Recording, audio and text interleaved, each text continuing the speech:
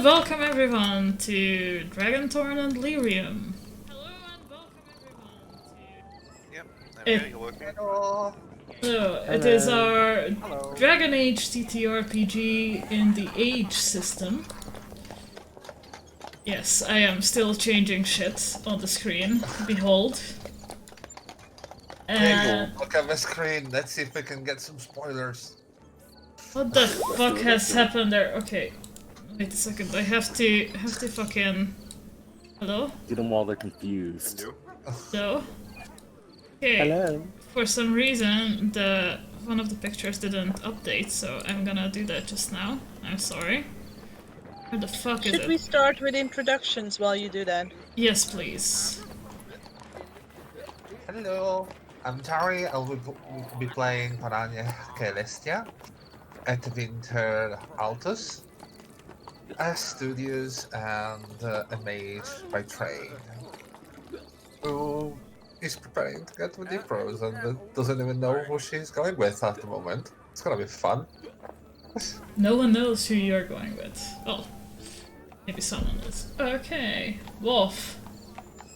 Hello.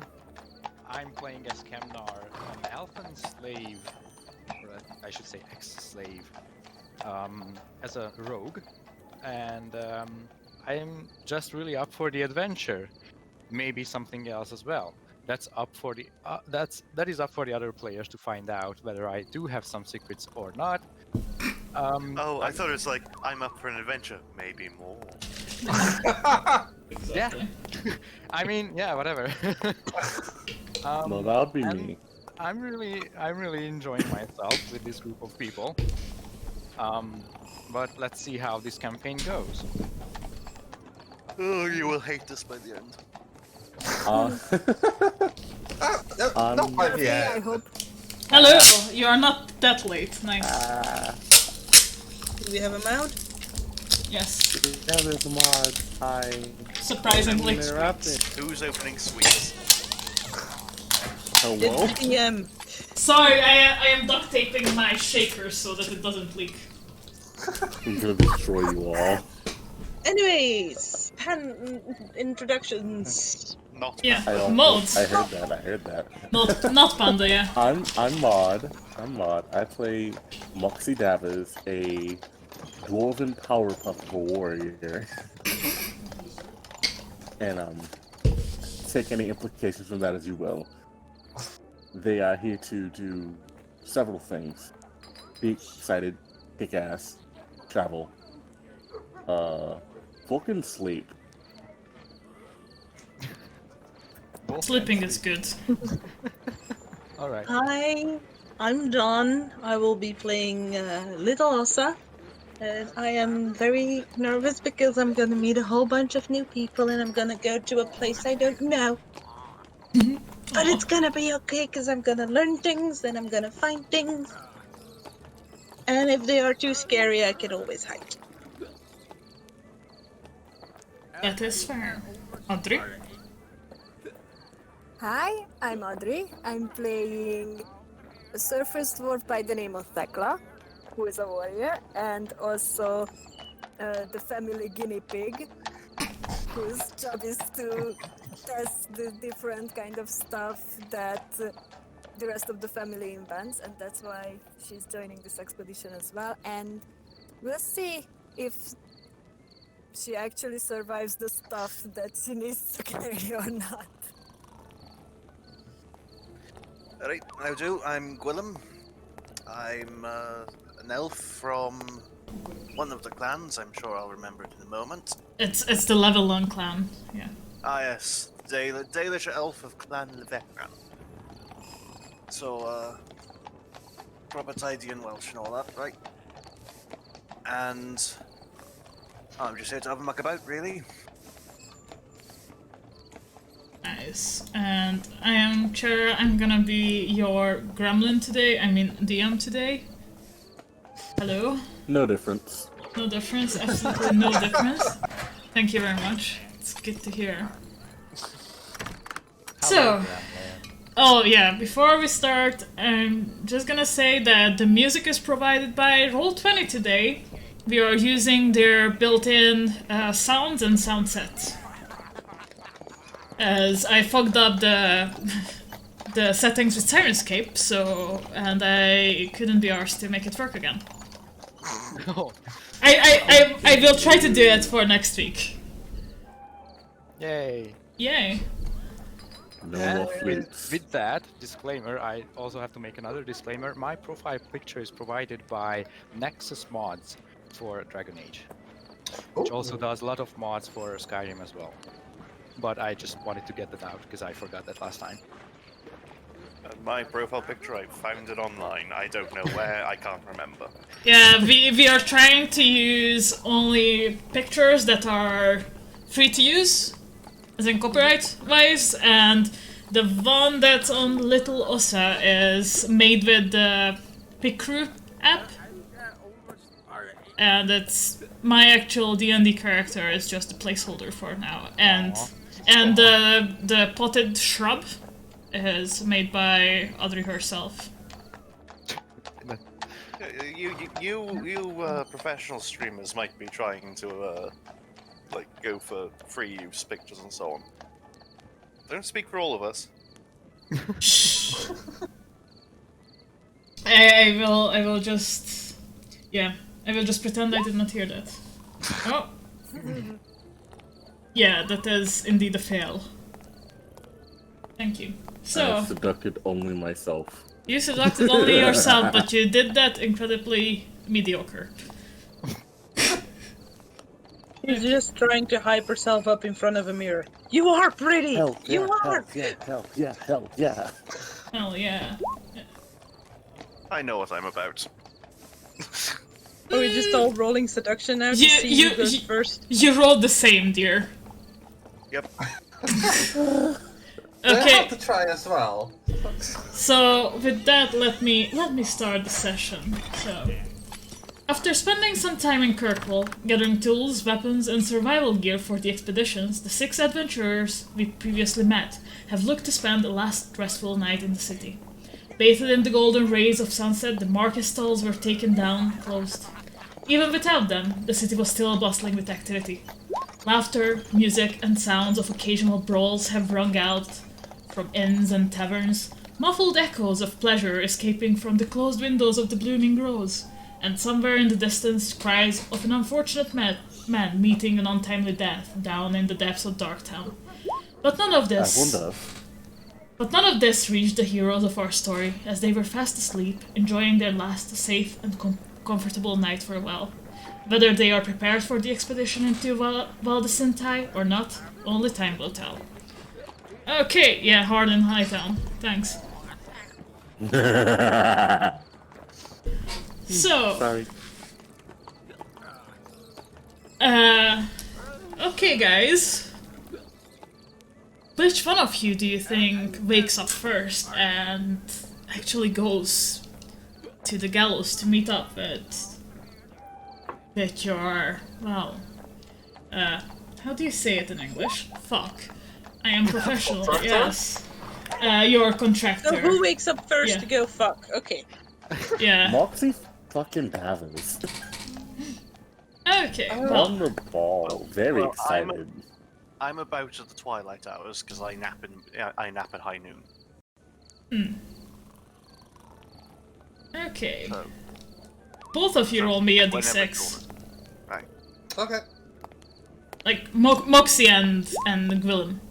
I was about to say I'm probably gonna be around as well, like very orderly. Okay, person. you as well. Like, You as well, then.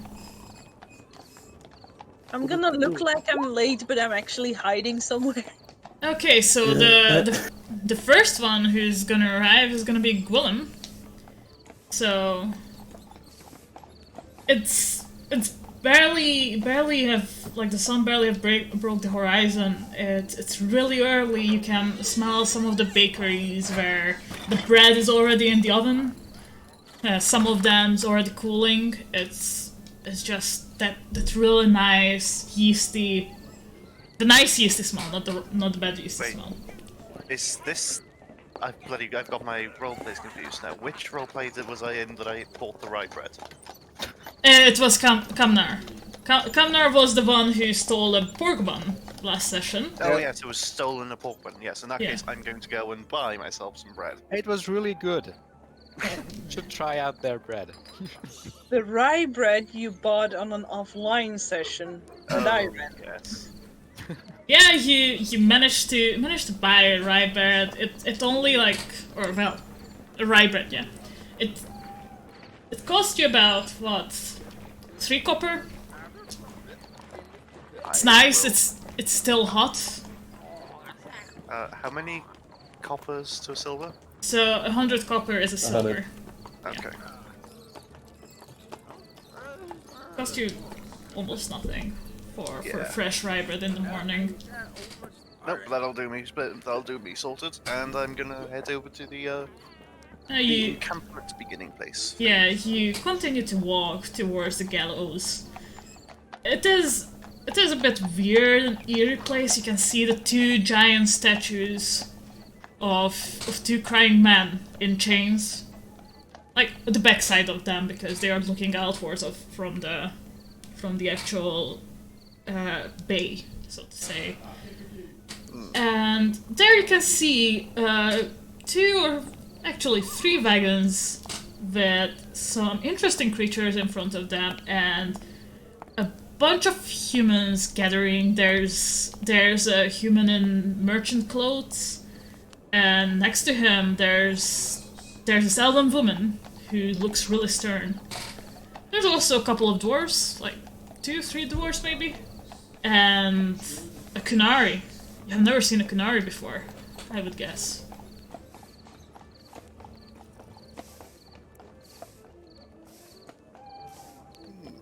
The one human standing right next to the elf, he looks a bit more well dressed than the others. He has this red hat with like a tall feather out of it.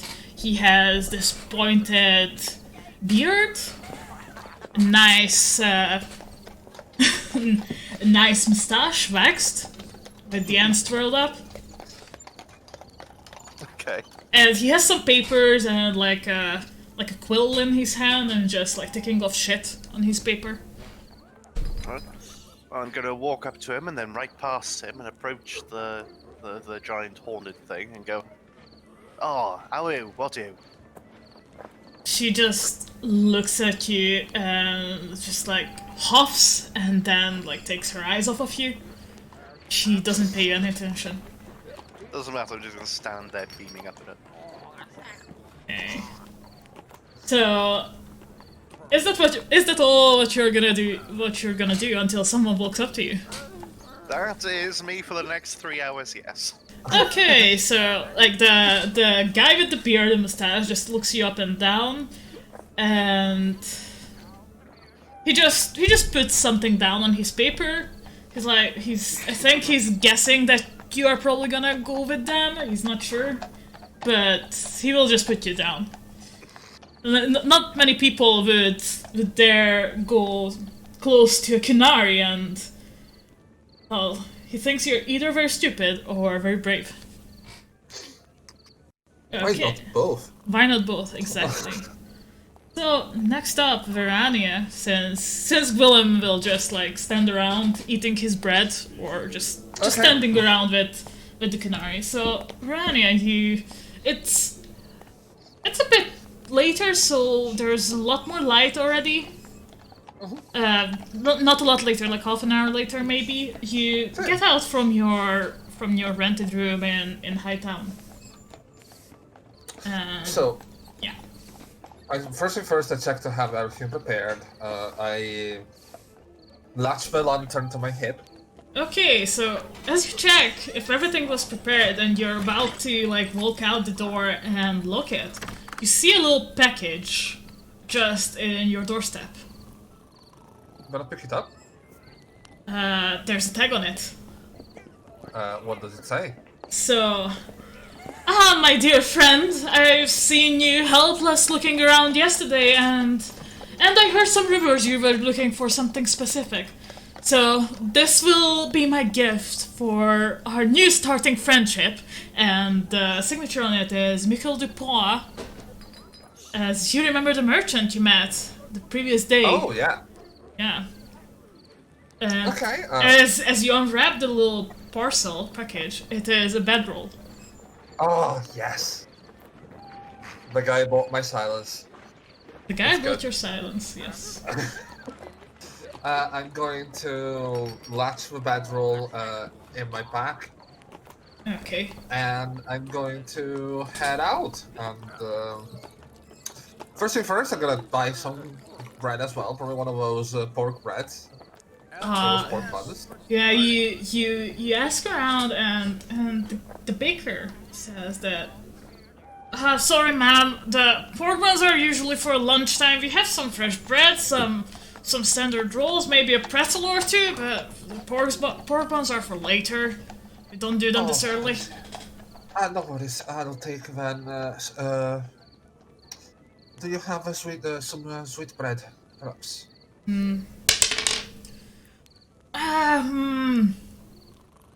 No, we don't do sweet breads this early. That's that's a little bit later in the day. Just give me one loaf of bread for now, and I will take a couple more to go.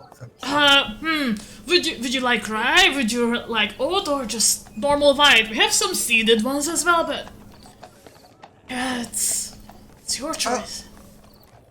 Surprise me. Okay, so he's gonna pack you one of each. So you get a loaf of rye, a loaf of oat, loaf of seeded, and a white one, and that comes to 14 coppers. All right. Together. 14 coppers it is. 14 coppers. Only a bedroll. Pleasure doing business with you, man. Pleasure doing business with you too. And Please have a nice day. you as well. And he goes back into the kitchen, like keeps on preparing the shit for today. And then I'm gonna head to the gallows. Okay. So, as you walk to the gallows, you see the two statues of crying slaves, chains attached to their wrist, and you know from your past, from being from Twinter, that Kirkwall used to be one of the big cities that dealt with slave trade until it was ruled out in the Free Marches. And it's sort of...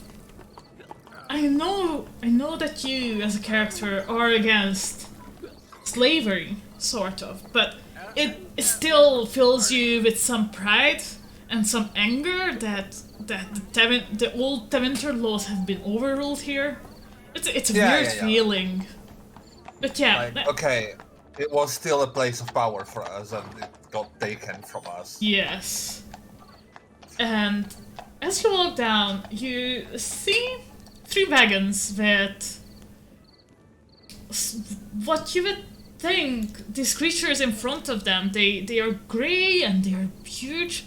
They look a bit weird, but since last day you went into some research to Deep Roads, you read about some of these monsters that are used like cattle by dwarves, and you might figure out that these are Brontos. And they have the wagons behind them, obviously. There's a group of 4 humans standing, just like talking to each other. There's like 3 dwarves. They are just chatting along. There's a stern-looking Canary, one of the grey ones, standing with an elf next to it. It's weird because like the Canary just looks off into the distance. The elf stands there, just like numbing some of his bread, and he just looks up at the Canary every now and then. And then there's another human. He has like a red hat with a big feather just like jutting out of it, pointed beard, twirled moustache, quill in his hand, paper in the other, and next to him stands an elven woman who yet again looks quite stern. She looks like she has like a very commanding presence as well. And Yeah, that's what greets you. What's the name of our contractor? So in the bounty paper, it said, well, not bounty, but like on the job board, it said, please contact Yanto Morden on the day of departure, and there's date and everything. He will be waiting at the gallows, ready to depart once around 9. I will just say it like it's an arbitrary number, but around 9 from the gallows. Okay. I'm like the wearing yes. very well-made but clearly travel clothes. Okay, Travel so robes. so you have like sort of your mage robes, but it doesn't end in a skirt, but you have trousers. They are sort of gilded a little bit, mostly dark, yes. but your family's colors are in it. Some golden and maybe some. What do you want your family's colors to be? Probably black and silver. Yeah, some silver in it and black embroidery as well. It's really strange because even though the cloth itself and the embroidery as well are black, you can still make out the shapes. It's like the thread has some qualities to it that glistens in the sun.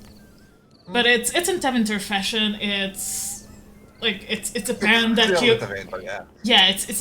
it's apparent that you're a mage as well, since you wear something that only nobles in Tevinter could afford. Oh yes, and the stuff. Yeah. Because And the fucking staff, yeah.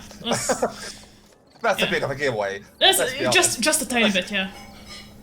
I'm gonna approach the guy with a red cap and good morning. Good morning, dear. Are you here for the expedition? Mr. Morden? Yes, that will be me. And what shall I call you? Varanya will work. Thank you very much. Okay, Varanya. Welcome So to this is, the expedition. Thank you. Looking forward to travel with you.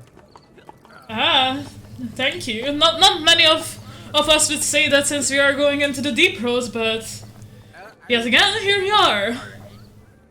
It's always a good opportunity for learning. I like your attitude. I'm gonna go and introduce myself to the rest of the party. Since we have to work together, I think it's gonna be the best. Sure, but first, this, and he points to the elven woman next to him. This is Teres, my right hand.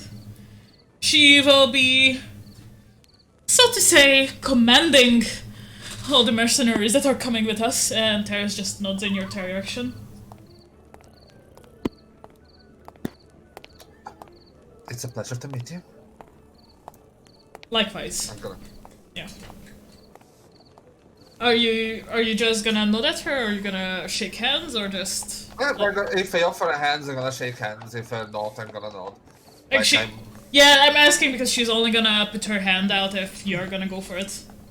Yeah, I'm gonna go for it. Like I'm gonna go for actually proper warrior handshake. So after the wrist. Yeah, like she goes for it, and as you feel it and as you look at her arm, it's slightly deformed and it feels rough, like if it was bark or something, but it's still her arm. But she does welcome your handshake with her own, like, or however you say that. May I ask if that's an incident or if it's on purpose? A spell of some kind, perhaps. She looks at you very tense, and then Yanto just comes in. Well, dear, I feel like we are not good enough friends for that piece of information just yet. Fair enough. A pleasure. And I'm going to move to the others. Like she will just stand back, no ready. social minigame. No social minigame just yet. Yeah, so who you're gonna walk up to first? Just gonna look at the elf and the canary and... I guess probably the elf, because I'm just seeing the elf looking at the canary like that. Okay, so you approach Gwylin. She's just so big. She is a big buff girl, yes. Good morning, I do have to say I do appreciate the tastes. The taste? Oh, I'm sorry. You were just kinda wistfully looking at her. Oh, alright, yeah. Proper hard to get, she is. Trying to get her to open up, maybe, but, well, we'll see how it goes for me. It's good to have an adventurous spirit. I'm Varanya, it's a pleasure to meet you. I'm gonna be part of this expedition. Gwylin, likewise. And I'm going to go for the handshake if he... Proper enthusiastic handshake. Yeah, and I'm gonna pause on this interaction just there, if that's okay with you guys. And that's when Moxie wakes up. And starts her journey towards the gallows. You did not bring the sword that you have crafted the previous night with you from the blacksmith. Whose name you did not ask for, by the way. I'm just saying. You're damn right I didn't ask for it. You're I damn was always right. remembering where the fuck that shop is now. Oh, we'll see about that. Never forget. Mine like a steel trap. Okay, so you wake up after a really nice night of rest. It was really satisfying. You know this is the day of the expedition, you know where to go. You have your little letter as well. You also know the name of the guy and more or less how he looks like. Fuck yeah. And he also knows that you are coming. The expedition. I'll just be on my way because I've Yeah. had my fun here. Are you gonna stop anywhere? Are you gonna buy some bread, or are you just gonna go straight to the gallows? I'll go check and see if the old man's doing alright. Oh, yeah, like you go down to the outskirts of Darktown, but like no, the shop is not open. If that's what, like the quote unquote door is put in place, and it does seem like from the little like slider that you look in, that it is barred with like a chest of drawers or something, so that people cannot come in. Mood. Oh, yeah. Yeah, I'm just gonna leave. Okay, so you're walking towards the gallows. You see the aforementioned huge statues of the slaves before. It's quite foreign to you, the concept of It's slaves. quite disgusting. Even though you have castless back in Orzammar, it's still you don't use them as slaves. It's like you haven't seen any slaves around in the city, but it unnerves you a little bit. Everything. But yeah, as you arrive, you see that, and you see the 3 wagons. You see the creatures you know very well from Orzammar and the Deep Roads, the Brontos in front of them. And you see a group of 4 humans just chatting around between themselves. You see about 3 dwarves just jesting between each other, like laughter here and there from them. You see a huge Kunari woman that you have never seen. You have never seen Kunari before. You have heard of them, but you have never seen a Kunari before. There's an elf standing there, chatting with what looks to be a human. And there's also there's also Yanto that you recognize from the description you got with an elven woman. I didn't know they made people that big. Oh, sure you didn't. And yet they do. some people don't like go calling them straight to her. people, but yeah, like, and it's not just that. Like, she has gray skin and she has horns. It's just you now understand why they sometimes call the Kunari the Grey Ones. It's fucking beautiful. I'm going over her. Okay. Before you actually make it, Yanto just comes in. Excuse me. Are you Moxie Devers by any chance? Moxie does a little curtsy. Yes, I am. I've been looking forward to meeting with you. I heard you're quite the smith back in Orzammar. Hell to the yeah. It's such a Moxie pulled pleasure. out one of the blades they made. Yeah. Oh, that is some nice craftsmanship. It's such a pleasure to have someone like you come with me to this expedition. I know that your people would be so happy if we managed to recover one of their lost ties, or at least recover some of the culture lost in them. Yeah. Wonderful indeed.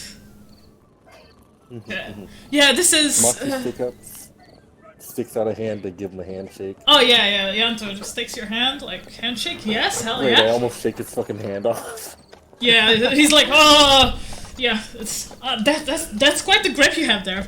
Oh, and by the way, this is my right hand, Theris, and Theris just gives you a nod. Howdy. Like, hello.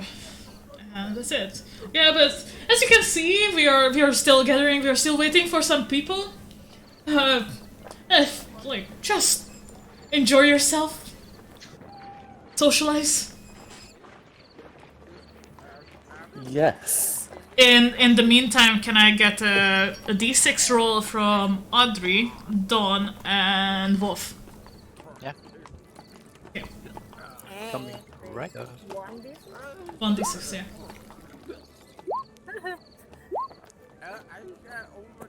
Okay, I can work with that. So yeah, socialize away. Moxie. I continue on my fucking path. Towards the Have I seen the handshake? how invested were you in your conversation with Willem?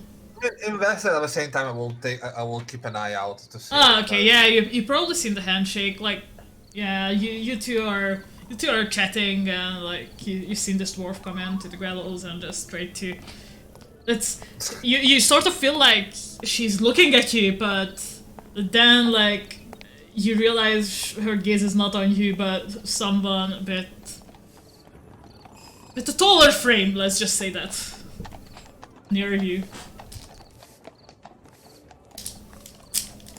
Right, I will say this is gonna be quite the battle if this keeps on like this. I aim to win it.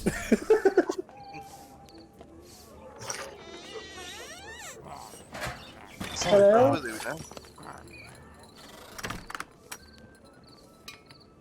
Are you talking to us or are you talking to the Canary? I'm talking to Menagerie. Moxie just like extends their hand up into the air all the way and waves right below them. Hello? She Oh my just God, we've got sounds again. yeah, she just scoffs at you. Like she has an almost permanent frown on her face. She's just like, ugh, not again, not another one. Yeah, she doesn't pay any heed to you. The shorties begin to pile up. I scoff to her. Yeah, I say, hello. You're not allowed to cough. Her eyes dart at you. You get the feeling that you better leave her alone, and you hear some like electricity sizzling around her fingers. Is that a trickle of magic I hear? Ooh. At that she scoffs again and she just walks away. towards one of the Brontos. She really doesn't. She really doesn't want to talk to you. Moxie slaps their knee and starts fucking laughing their ass off. So, I was the wondering. character Oh, went. that's great. I was wondering who'd break first. I consider this a victory. I would like to walk towards Moxie and go. You do understand that we will need to travel together for quite a while, yes? Yes. You do understand you might not want to get killed on our first night, yes? Better than going back home. I mean, facts. Hey, Moxie still has a these fucking guys are bright ass right. smile on their face when they say this. Smile hasn't even dimmed a little bit. I guess that is a way of putting it at the same time. Anyway, pleasure to meet you. Pleasure to meet you too. Goes in for a handshake. Aranya, pleasure. And I'm gonna shake her hand. Gently shakes. This is a mage. I can't be ripping her arm off. Oh. I was just talking with another one of our companions, and I'm going to point to Gwylin. Raise his hand all the way up in the air. Hello. Hello. Mind joining us? I would say the more we know each other, the better. I would love to. Okay, and I will put pause on that conversation here. And yeah. So at this point, both little Osa and Tekla wakes up, and as they both exit their lodging at the same time and make a really uncomfortable eye contact across the street as they set out. I did state before all of this that I was gonna do my very best to hide. I know, but it is. You Oh. failed. It is hard to hide some. Well, okay. You know what? Roll a stealth for me. Yeah. Okay. Never mind. So you're sort of hiding somewhere just at the edge of the gallows. So this will you will see Tekla coming when she goes straight to the gallows. But then let's join Tekla just now in her morning routine. Okay, so before I left the building, I picked up my freshly enchanted armor, Okay. and then I remembered that I promised a discount to that mage. So I leave a note for my fam that I promised a discount for that Okay. mage, and that they need to get it done, Okay. Yeah. because I won't have time now. I have stew for breakfast, because who knows when the next time will be when I'll be able to eat some homebrew stew. Okay. Then I gather my spear, my other spear, and my other spear, and my shield. Okay. The thing is that I need to test, and then I leave. Okay. And I you- alter my... Okay. the you- might or- Sorry. Go ahead. The might or might not notice some movement, but I don't really know who or what that is. Yeah. Because also is that good. Yeah, that's one of the things, because Ross is that good, but as you set out, they are just setting up the stalls for the market, it's already light, so this would be about maybe another, half an hour after Moxie has left her house. So, would you like to buy anything? Maybe some bread? Maybe some bagels? Or just go straight to the gallows? Just go to the gallows. Okay, I so... have stew. Yeah, you have stews, that's true. So, as you approach the gallows that you're also familiar with, you see three wagons, or wagons, let's just say wagons. 3 wagons with Brontos in front of them. It's been a while since you've seen Brontos in Kirkwall, a long while. and even then, like, the Brontos sort of belong to the Tetrases, so you didn't really go close to them, or didn't really have a chance to inspect them. But yeah, there are 3 Brontos in the Gallows, and there's like three dwarves standing in a circle. You know one of them. He's called Mulgren. You see them sometimes in the tavern. He's a drunk. The drunk bastard. He gets into fights all the fucking time. You see 4 humans standing in the circle, just talking to each other. Like, you've seen them every now and then in the city. They have not been your family's customers. You just seen them. They look Ferelden. So they haven't been in the city as long as you have. Definitely. You see Kunari just like brushing one of the Brontos because, well, why not? She's tall. She's really fucking tall.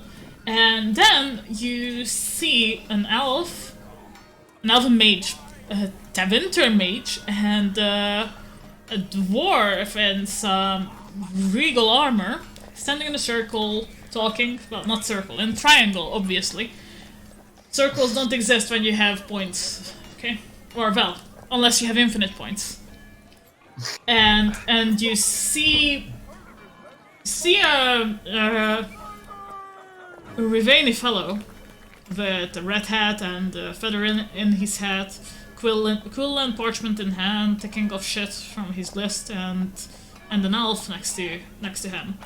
You have seen the guy every now and then, like, every once in a while he set up stall in the market square, if you recall his name, like, and now it dawns on you, yeah, you have seen him. That's why the name was familiar. It is Ian Tomorden. He is the one who's leading the expedition. Okay, so first of all, I kind of take a double take at the Kunari because I just realized that I never have seen a Kunari woman before. Only the dudes. Yeah, only the dudes. So, yeah, that's interesting, isn't it? Very interesting. Also, Brontos stew. Also, may I ask, is Ossa following Tekla from a distance? So I have counted 4 people going in. Yeah, 4 people so far going in. And there's supposed to be 6 of us. Yes. So either I missed someone, or there's still someone coming. Okay, so you're just gonna wait for the last person, then? I'm gonna wait a little bit longer, and if nobody else comes, I am gonna go in. Okay. So, back to Tekla. She just took a big look at the Kunari woman. So then I see that. Oh, you cut out there. Just to greet them. Who do you walk up to? Or you cut out there. We can't really hear you. We couldn't hear you at all, yeah. Okay, so I said that I'm walking up to the leader of the expedition just to get through with the formalities. Ah, hello, and who would you be? I am, as you probably already know, I'm Ian Tomorhan. Pleasure to meet you. Pleasure to meet you, boss. I'm Tekla of House Hartan. Oh, the Harthans, I have heard about you. You brought quite some interesting tools to the trade. At least on this side of Teras.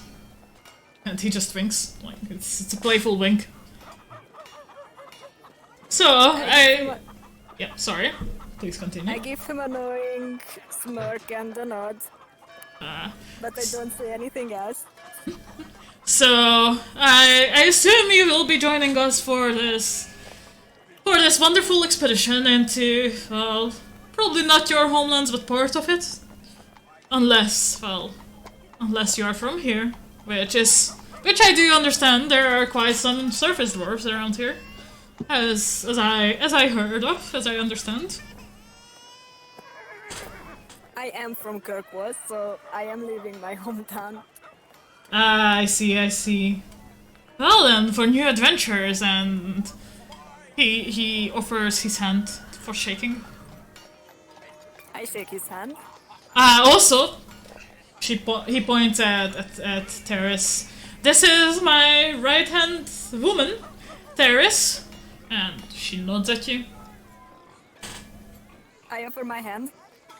And she shakes it, like, she puts out her right hand, but as you touch it, it feels like bark and it's discolored and it sort of looks disfigured, but still looks like a hand.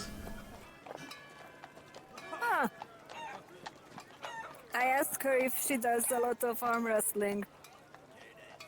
She smirks at that. She actually chuckles a little bit. She finds that funny, but she doesn't really say anything. She just chuckles. Maybe gives you like a nod, like an approving nod. Terrace approves. Yay! Okay, so well, if you are fond of arm wrestling, we could try it later. Huh. Is that a challenge, little girl? What do you call little? And she just chuckles again. Okay, Oof. I brush. And she says, the like, cover- of course, that would be lovely. Okay, I nod at her and I walk up to that regal-looking dwarf because I don't think I've seen a proper, I mean, this fancy of an Orzammar dwarf before. Okay, so Moxie, Gwylin, and Verania are just in a conversation. I think Moxie has just introduced herself and exchanged a couple of words, and this dwarf walks up to you guys. Tekla walks up to you. Because as I was saying. Hello. Oh, hello there. Hello to all of you. How I'm are Tekla. you? I will be joining the expedition like I guess all of you. Ah, yes. Varanya, a pleasure. Moxie Davis goes into the handshake fast as fuck. Like, when she says her name, like, something back in your mind rings a bell that you have heard of a minor house, a minor noble house from What News Travels that, like, they are smith and merchant caste, so the father is smith caste, the mother is a merchant caste, so somewhere around there, but it's a minor noble house. And because of the merchant part, you have heard the name Davers, but just that it just rings a faint bell. You might have met one of her cousins or someone from her house in Kirkwall once, but that's it. Yeah, please continue. Minor story injection. Okay, so Davers? Yes, Where have Moxie I heard that Davis. name before? I'm asking about your family name. That's merchant caste? Ugh. Yeah. Yeah. But also Might or might not- smithing cast, which I think is a little more important here. Whatever, we don't have those castes here, so Thank you. I might or might not have heard of the high quality stuff that you're selling here. I mean, some of your family here. I'm not gonna lie. I'm very much trying to hide a lot of excitement in meeting you because you're the first dwarf I've talked to from the surface. And Roll me a deception. fast. Roll me a deception, Moxie. Deception. Yeah. What do I need to roll deception for? Deception or self-discipline? Actually, self-discipline is better, yeah. For this. Same willpower. Okay, that makes so much more sense. Deception. Who am I deceiving? Me. Everyone. How? Okay. Let's get that willpower check. Willpower. Oh god, this is gonna be shit. Oh yeah, she looks cool as a cucumber. Tekla, like she doesn't give a shit. Like, yeah, maybe like you're a new person. Yeah, maybe you have heard of us, but who cares? She is cool as a fucking cucumber. Oh yeah, and I just want to say, pleasure to meet you. And if you ever want to look at my wares, just ask. And We'll see God, who's where was I gonna going look with at whose wares. well, where do you want to look? Alright, this is starting to get a bit lewd now, I think. Do we need to leave you guys alone with someone or something? No. I'm just joking. Moxie pops down their bag and just like starts pulling out like the necklace they made and various other little tchotchkes. Ah, so jewelry. That's an interesting choice of profession. Oh, sweetie, it's a shame that you think I only do jewelry. Pulls out the fucking sword. Oh, you do not have the sword. You have left it at the blacksmith. You have left it at the blacksmith. Not the sword I had at the blacksmith. No, my sword. Oh, your own sword. Okay. Yeah. Yeah, the personal, the worsenal. The personal, the worsenal. I mean, it's the worst who's ever on the other side of it. I kind of do this not bad facial expression and pull out the spear, and the spear. I love. I'm gonna look at Gwylin and go, you know, I'm kind of getting reminded about people fishing, you know, the whole I have it bigger sort of thing. Oh, okay, that is a perfect place to put a stop into this conversation. And we're gonna go for hours on that shit. Yeah, the sun is now up, and it's not that high. It's around maybe 8ish, so there's about an hour before the expedition sets out, and Kamnar stirs awake at the foot of the Elimish tree. He was actually sleeping quite well, despite like sleeping outside. As I said, it's early summer, so the nights are a bit chill, but it's the nice chill, whereas it's just not too warm, not too cold. It's perfect. So yeah, Kamnar stirs awake. I do. In my subconscious, I hear people starting to walk around me and hear some animals in the background, and at some point... you hear the grumpy merchant as well who sold you the boots, like setting up nearby as well. Yes, I do. And at one point, the sun kind of shines through these crackles and intricate small spaces between the houses right into my eye, and I wake up going, ah, my eyes! Oh, what a way to wake up indeed. What a way to wake up. Do you plan on doing anything before setting out to the gallows, or are you just gonna go straight there? I would like to make a little detour. Okay. And I wake up full of, excitement that, oh, this is the day. Like, this is the day that my life completely changes, and I'm just feeling super excited. If you break out into Disney song, I will murder you. Break into this Disney song. Oh yeah, like the merchant throws a rock at you. He does not appreciate it. Like the merchant. I don't think we can afford the rights to Disney songs, guys. Unfortunately, I'm not a bard, so this Disney song just continues playing in my head, and I feel completely, like, almost anxious, but not quite anxious, more like in a positive way. And I, kind of look at myself. I feel great. I had for the first time in like a month, or at least 3 weeks, I had like pork bun, and it tasted so good. And my foot, they don't hurt. My legs. Like, is this something that elf fruit chewing does to you for like 2 weeks? It's magic, isn't it? It feels completely magical. But I have this sense of, like, at this point I kind of like wake up from the ground, look around me. And I have this sense of like reflection onto myself, and I say, okay, I do have boots. They are pretty good. Yeah. But my pants and my shirt is not quite something I would like to go adventuring with.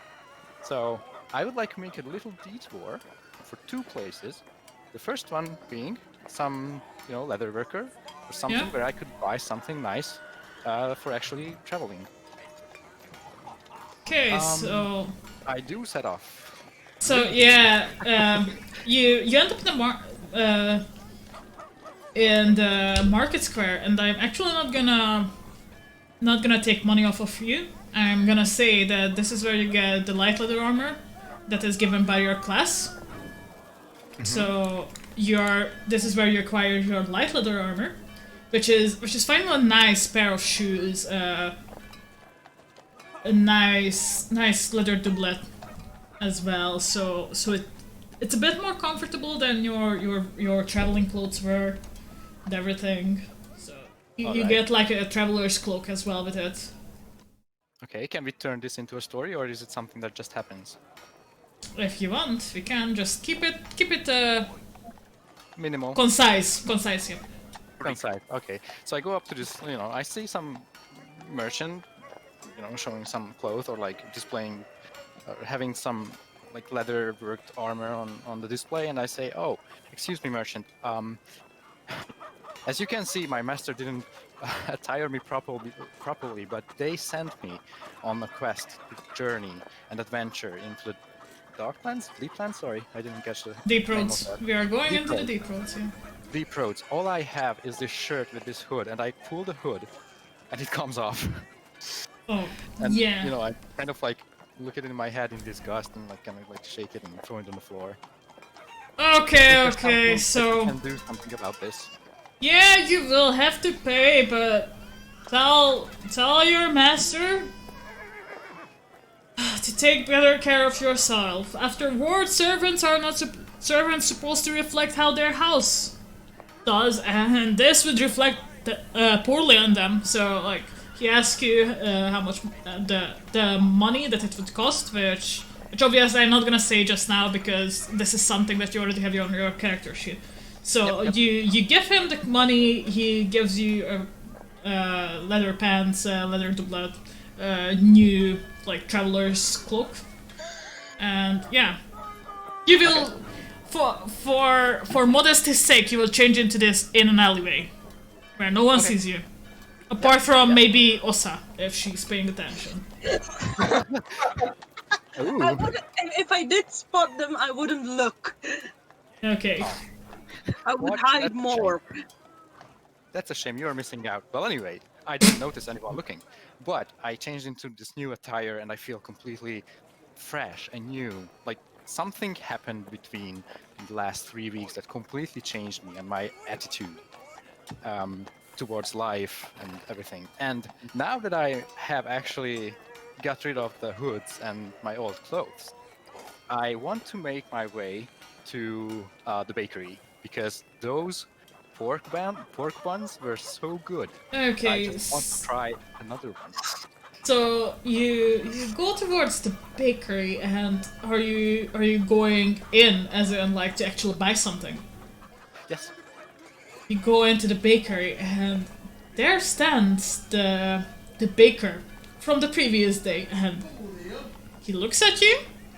He looks away. He looks at you again. His pupils just like go wide, and he gets one of those baker's like shovel things. You know what I'm talking about. And you are not coming in there, you son of a bitch! And he starts going at you like charging properly at you. Okay.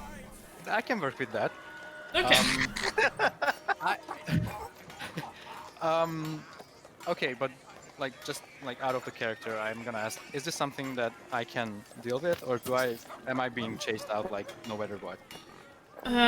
You can run, or you can take a fucking hit and get handed over to the city guard. So I highly advise you to run. I'm asking because I have new clothes and I had my hoods on last time. Oh, still. Still, Dear, okay, you fucking smell. You're okay. dirty. You're dirty, and unless you smear dirty some boy. dirt on your face again, like at the Did you smear dirt on your face again, or is it still on? You caught me off guard. It's not on. Still, like, all it could see under the hood was your ears, that you have elven ears, and that you have something on your cheek. So he does recognize you. Sir, you are the worst criminal. You're the first fucking criminal ever, like, really. Okay, kind of like I thought my bluff was gonna work about my attire and my new look and my positive attitude and That's greetings, most welcome, people's and famous last words. I thought the Yeah. bluff would work. I thought the bluff would work. Yeah. and I just Worst criminal. as soon as I see him charge for me, my face turns into this fear and my pupils open wide and I just make a run for it right outside, and I run toward the gallows.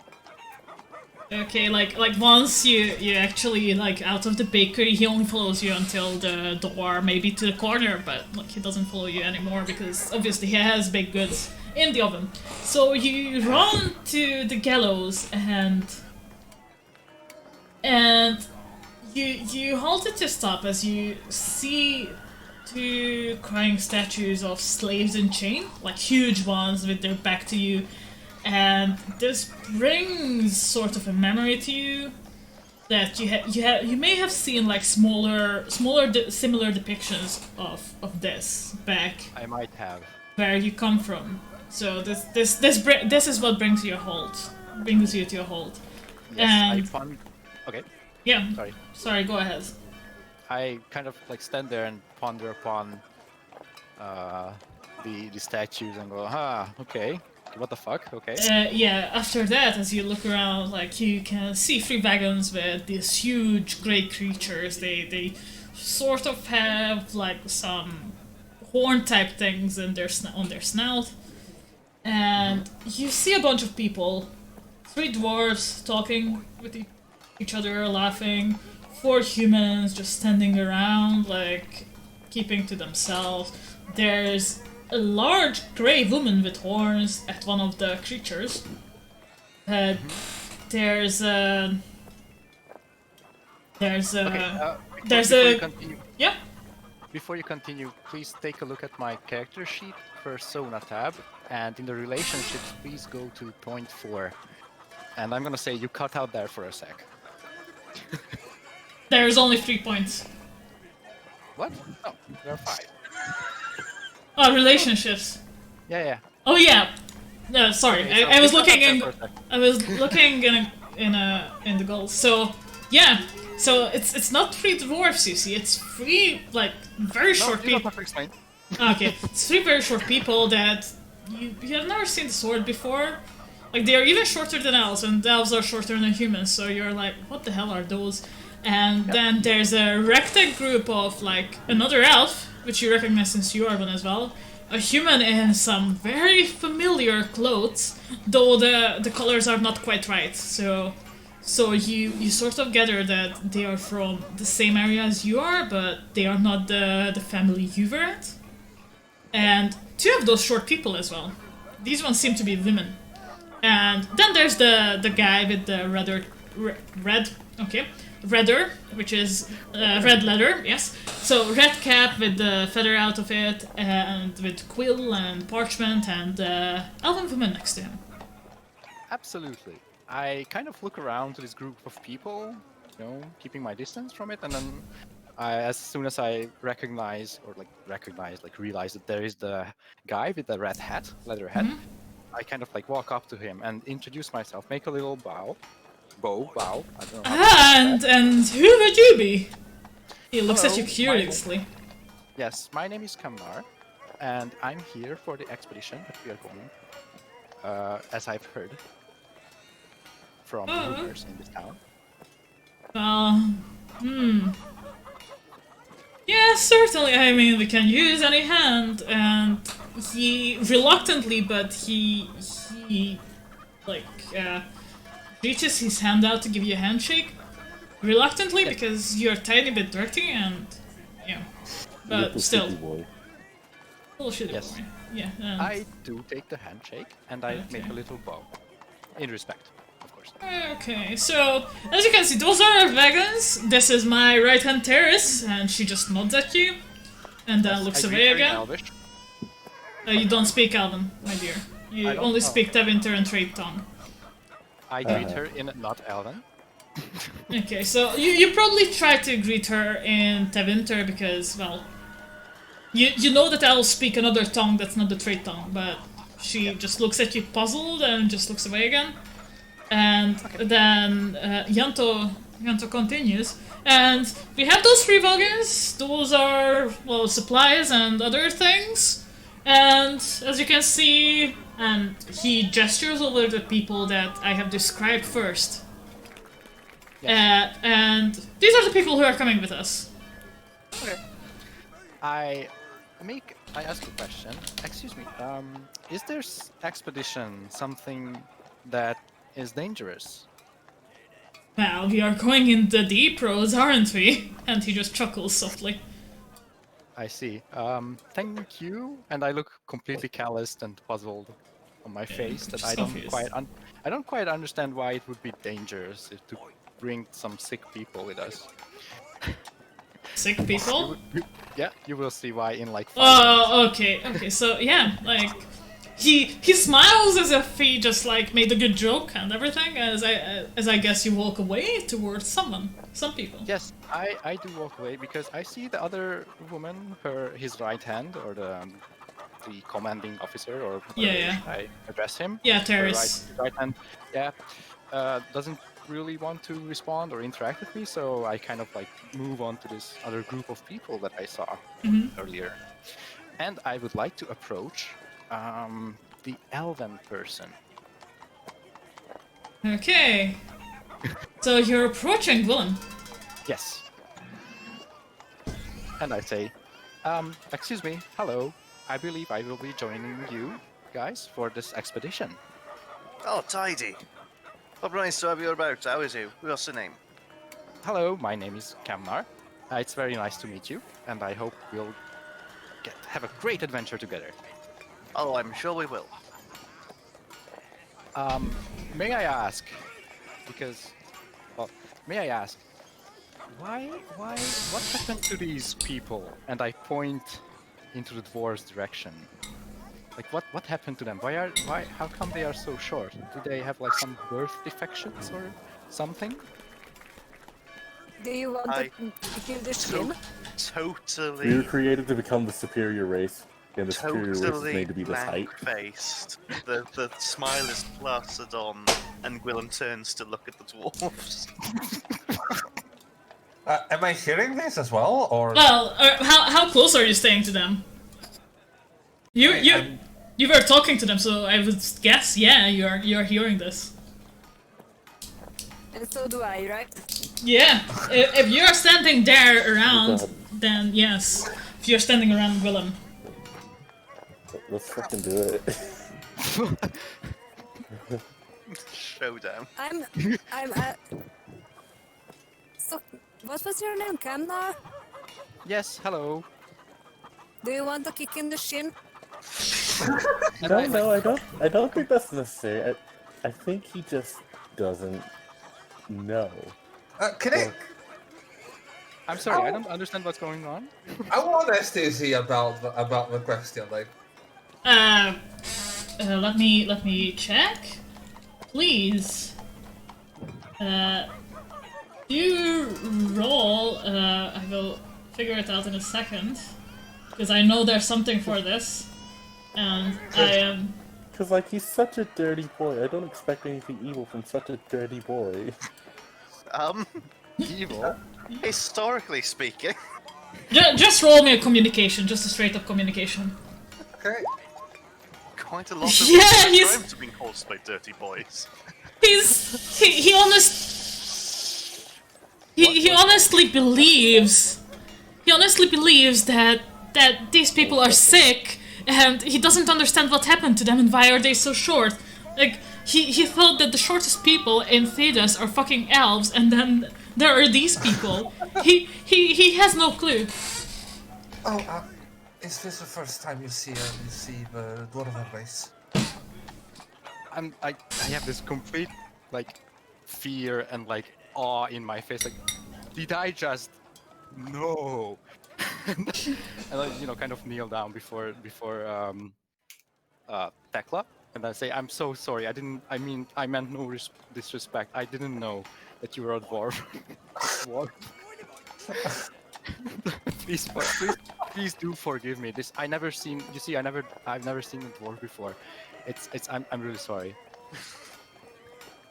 How the fuck have you not seen a dwarf before? And we are putting a pin in that conversation. Little Ossa, now the last person you have known about have arrived to the gallows. What are you up to? I would like to try and get to the mister with the big feathered head without the people who start talking louder and louder and more animated noticing me. Sure, like Yanto and Teresa are standing closest to the entrance to the gallows that you are at. Like, these people who are standing or stalking really loudly, they are closer to the wagons. Okay. So it will be easy. You don't even need to roll for that. We're very distracted right now. Gonna lightly tap him on his shoulder and then take 2 steps back. Oh, hello, and who would you be? He looks at you, like, with the smile plastered on his face. He's very charismatic. I'm Ossa. Pleasure to meet you, Ossa. I am Yanto Mordem, the leader of this fine expedition, which I presume you're joining. I'm, like, nodding, which causes some of my braid to lose some strands, because it wasn't nodded properly this morning, because I was in a rush and excited and nervous.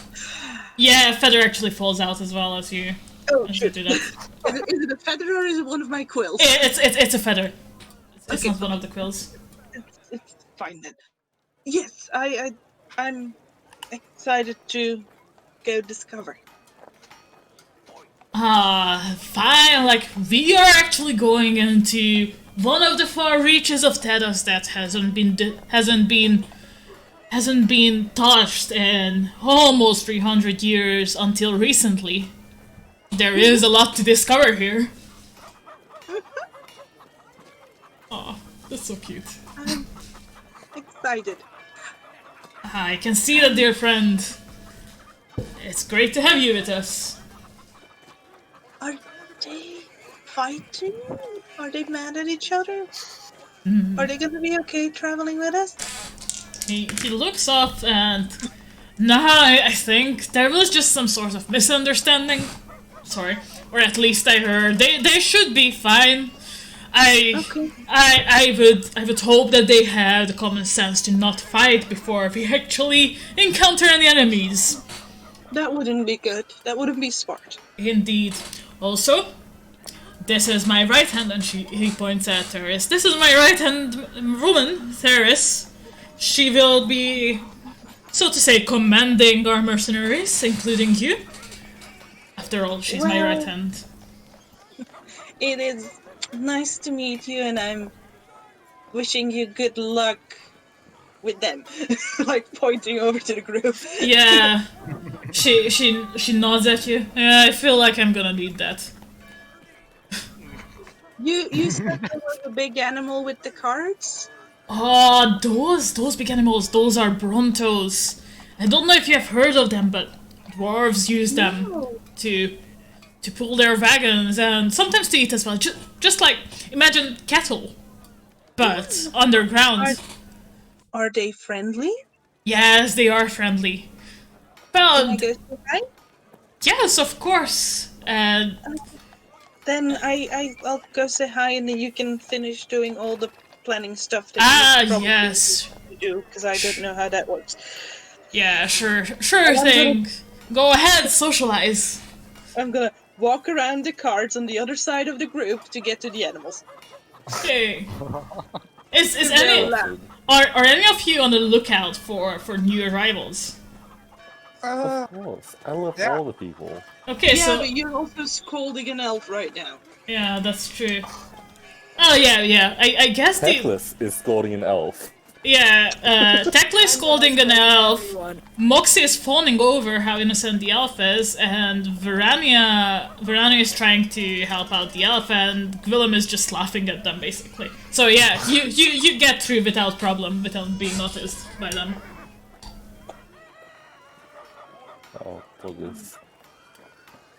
I'm gonna like let them sniff my hand and then pull my pouch away so they don't eat the ingredients I got. Okay, And so this Bronto, it takes like a big sniff, and then just with this huge tongue, it like slubbers all over. He licks your hand, but like now it's drenched in like Bronto saliva.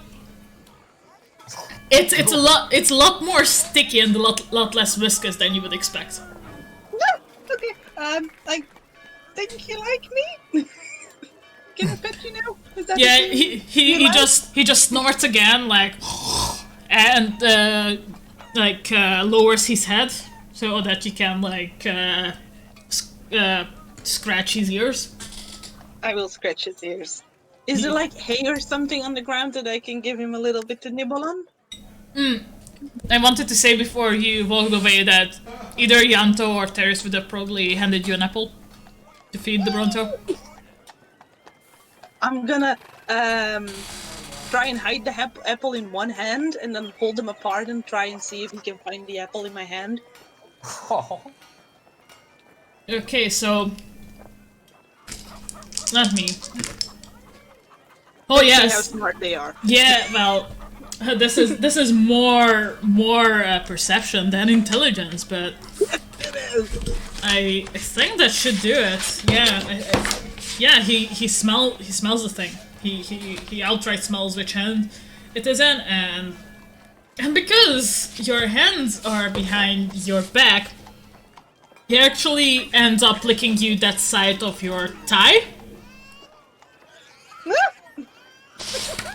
So, yeah. Oh, did I? So yeah. Gonna give the apple. Okay, and he crunches on it like happily. And go back to scratches. Yes, more scratches. It's great. It's big enough I can hide behind you. Just be my friend. Oh, yeah. So, do you want to walk to anyone else, or are you just gonna spend your time with the Bronto until you leave?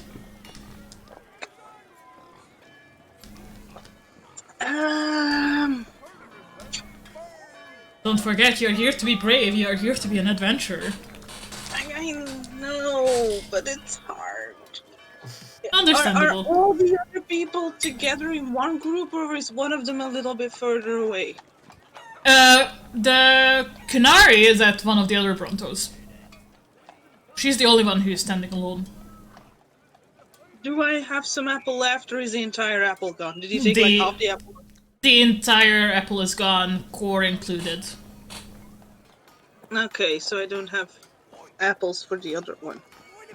I wanna approach the one the canary is standing next to, but I wanna fuzz over the animal and try and build the courage to talk to the big lady. Woman? Yeah, big woman. The big lady? How stealthy do you want to be? I want to be stealthy for the group, but not for the woman, because I'm gonna try and talk to her so I don't hurt her, because she can hurt me really bad. Okay, let me see.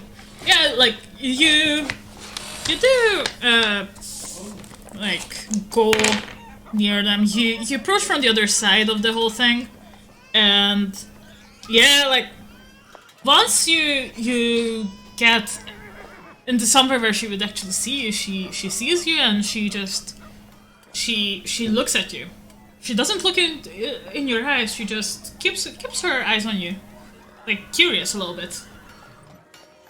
And I walk up to the front and I let it sniff my hand. No, I put my bag behind my back so it can't reach my little thingies, and then I let it sniff my hand, learning from the first one. Yeah. He sniffs. Stay away from my bag. He sniffs your hand, but I feel like before this one could actually lick you, you just pull your hand away. Yeah. But it lowers her head anyway. And I Just give yes, scratches as well. scratches. Happy Brontos. We all like happy Brontos. Yeah, the canary is still looking at you. Do you also like animals? She looks at you. Animals are quiet.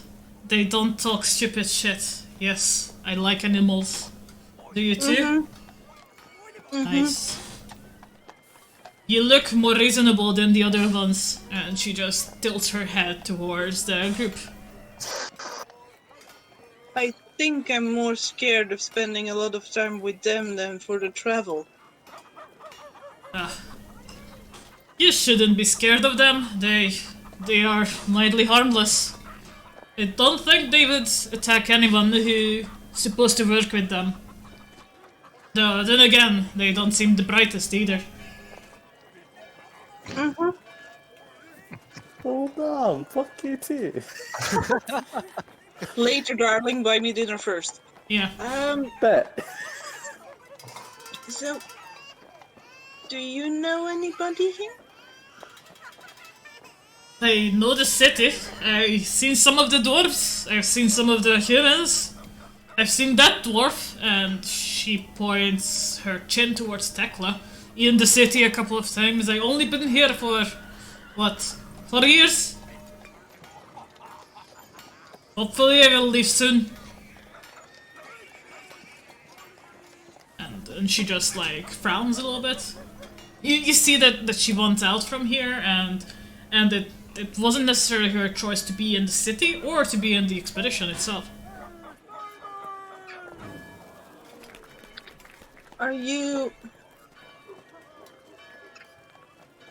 Have you done a lot of fighting before? Fighting? Some, yes. Here not so much. It was mostly the Talwashat. It was mostly humans. It was scared people who just wanted to get rid of what they fear. You don't look that seasoned to me.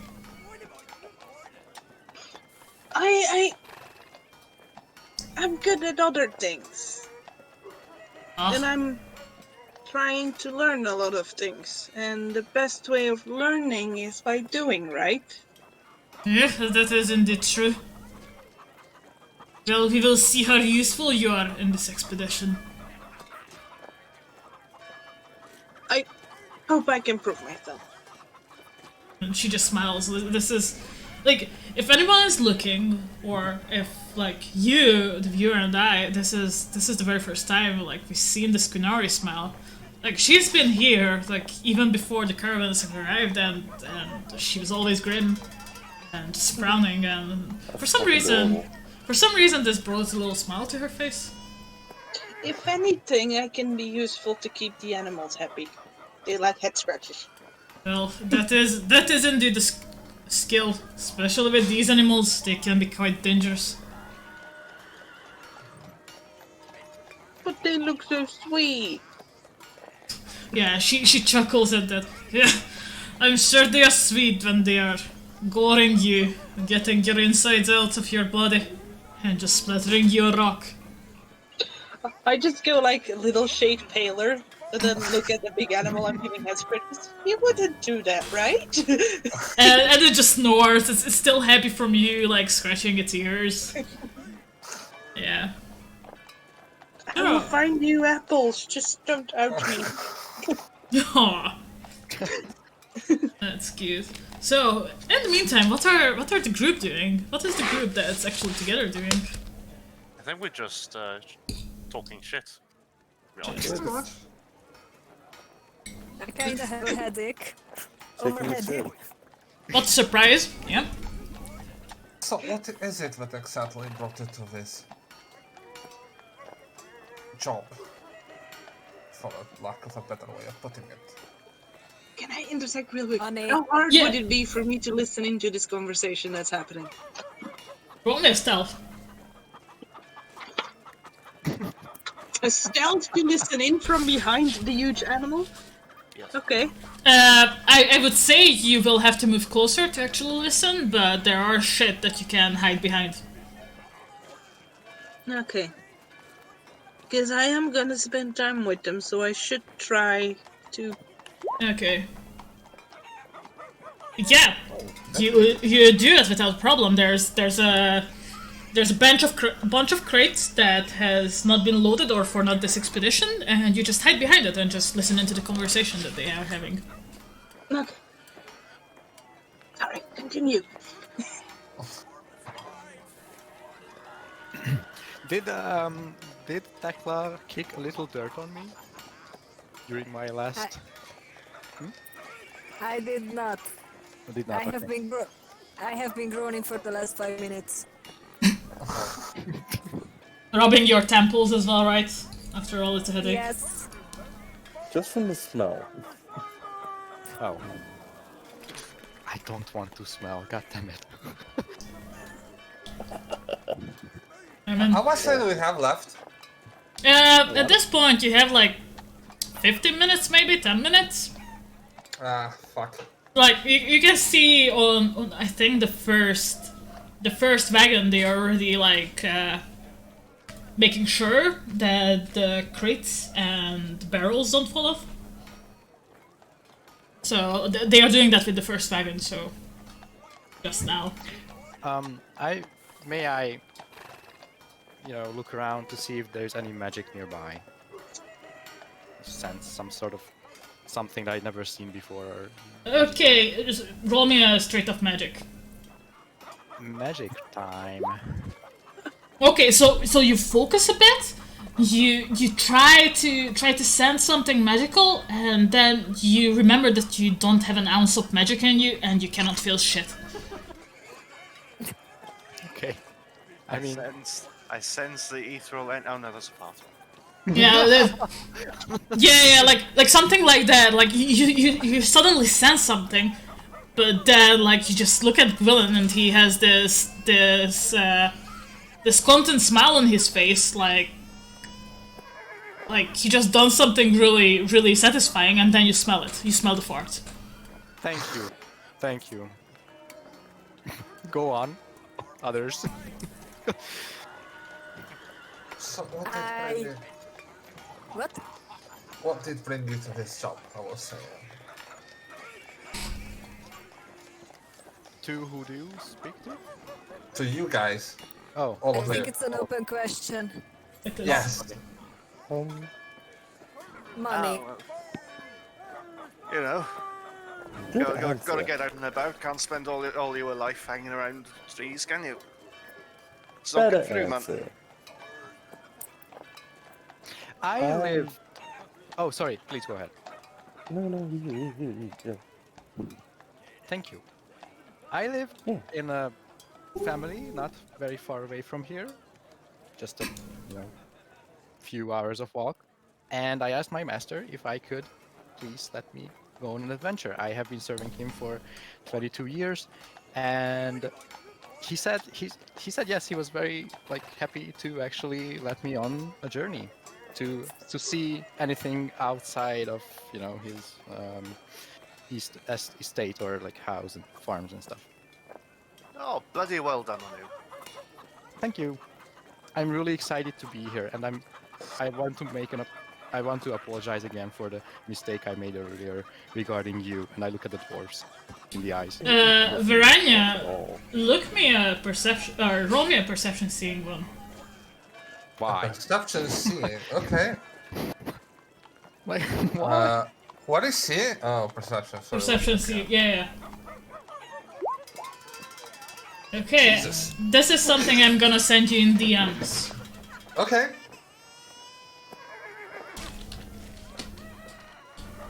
Oh. Which I gather means just continue on. Yeah. Yeah.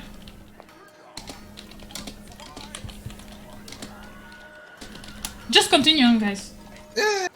Yeah. Continue on. Go for it. So this is you managed to get away from your house. That's good. Yes, it is very good. How does it feel? I feel both adventurous and kind of nervous because there's just so much of the world I haven't seen. Everything around me is new, and To tell you the truth, I cannot really count or read. I'm really bad with money. I'm sorry. I hope I can be like good help, not, you know, drag you guys back in this journey. Of all the things that you could do, why deciding to explore the deep roads, which is not really the sort of trip that is safe to return from? It was the only adventures, like expedition. I heard rumors going around in the town, and I decided to go for it. I have no experience, but could, you know, potentially be dangerous or not. So, like, what kind of encounters would we like come across? What do you think? Probably some. Kara, Yep. Darkspawn, Deepstalkers. yeah. Off the top of my head. Yes. Bitches, bandits, wolves. Can I like look completely confused? Like, what are the dark spawns? Like, what do they do? Are they like a cult or something? Oh, they're things you just don't want to fuck with. Oh, You just don't want to fuck with them. We might have to or fuck don't them. I? Or do I? You cannot fuck them. Oh, They will destroy you. okay. If you're lucky. Yep. Yeah, what she said. So, first rule of Darkspawn. Don't try to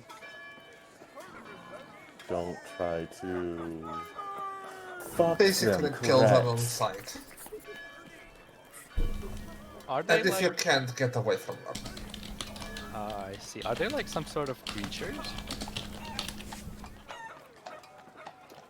Yeah, as the name suggests. Definitely are creatures on the general meaning of the word, I would say.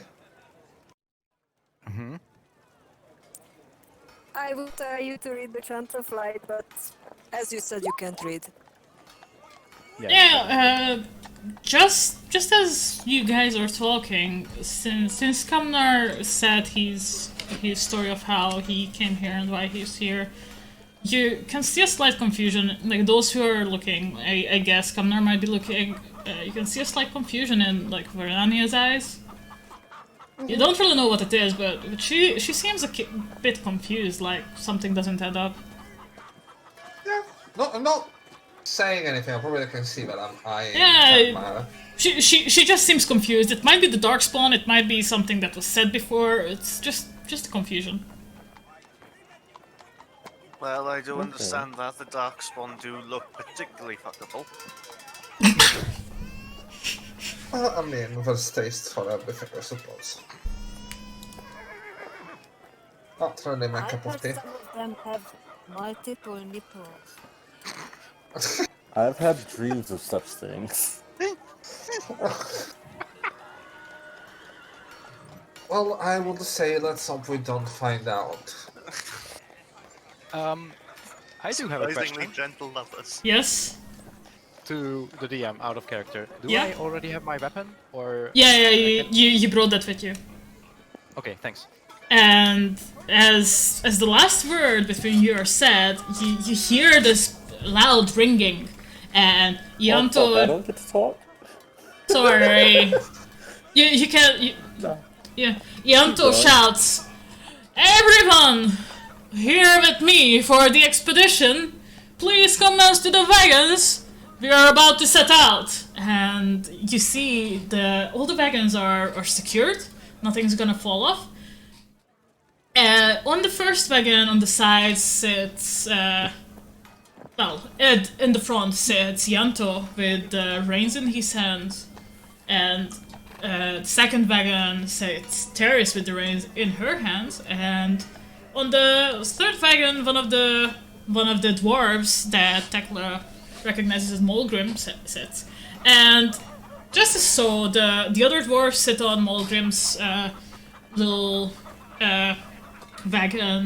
The 4 humans sit on the first wagon, and the Kunari sits in the last wagon as well. So Second wagon is free to take. There are 6 places there for you to sit. Can I sit with the tall lady? Yeah, I think you can. You can actually manage to get yourself between her and one of the dwarves. I don't have to sit precisely next to her. Actually, no one is sitting next to her because the other 2 dwarves are on the other side because there's only 3 doors. So yes, you can sit next to the Canary Lady. So as everyone sits in their seats, the 5 of you in the second wagon and little Ossa next to the Canary Lady on the third one, the caravan slowly sets out of Kirkwall. And this is where we are gonna take our break. Alright. Yay!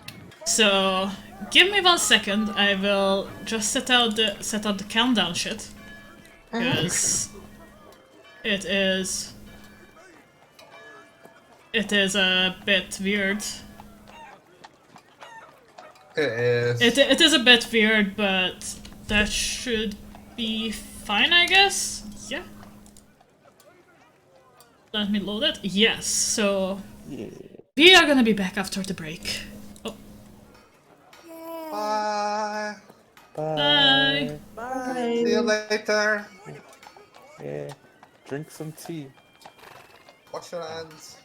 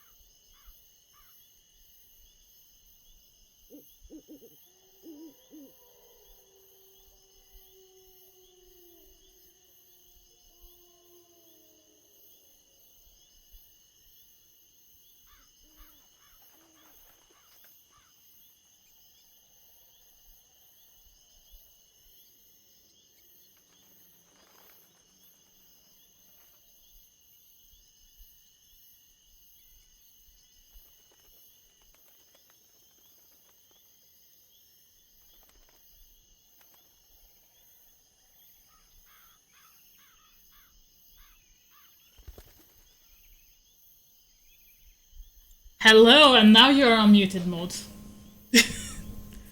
Did you miss us?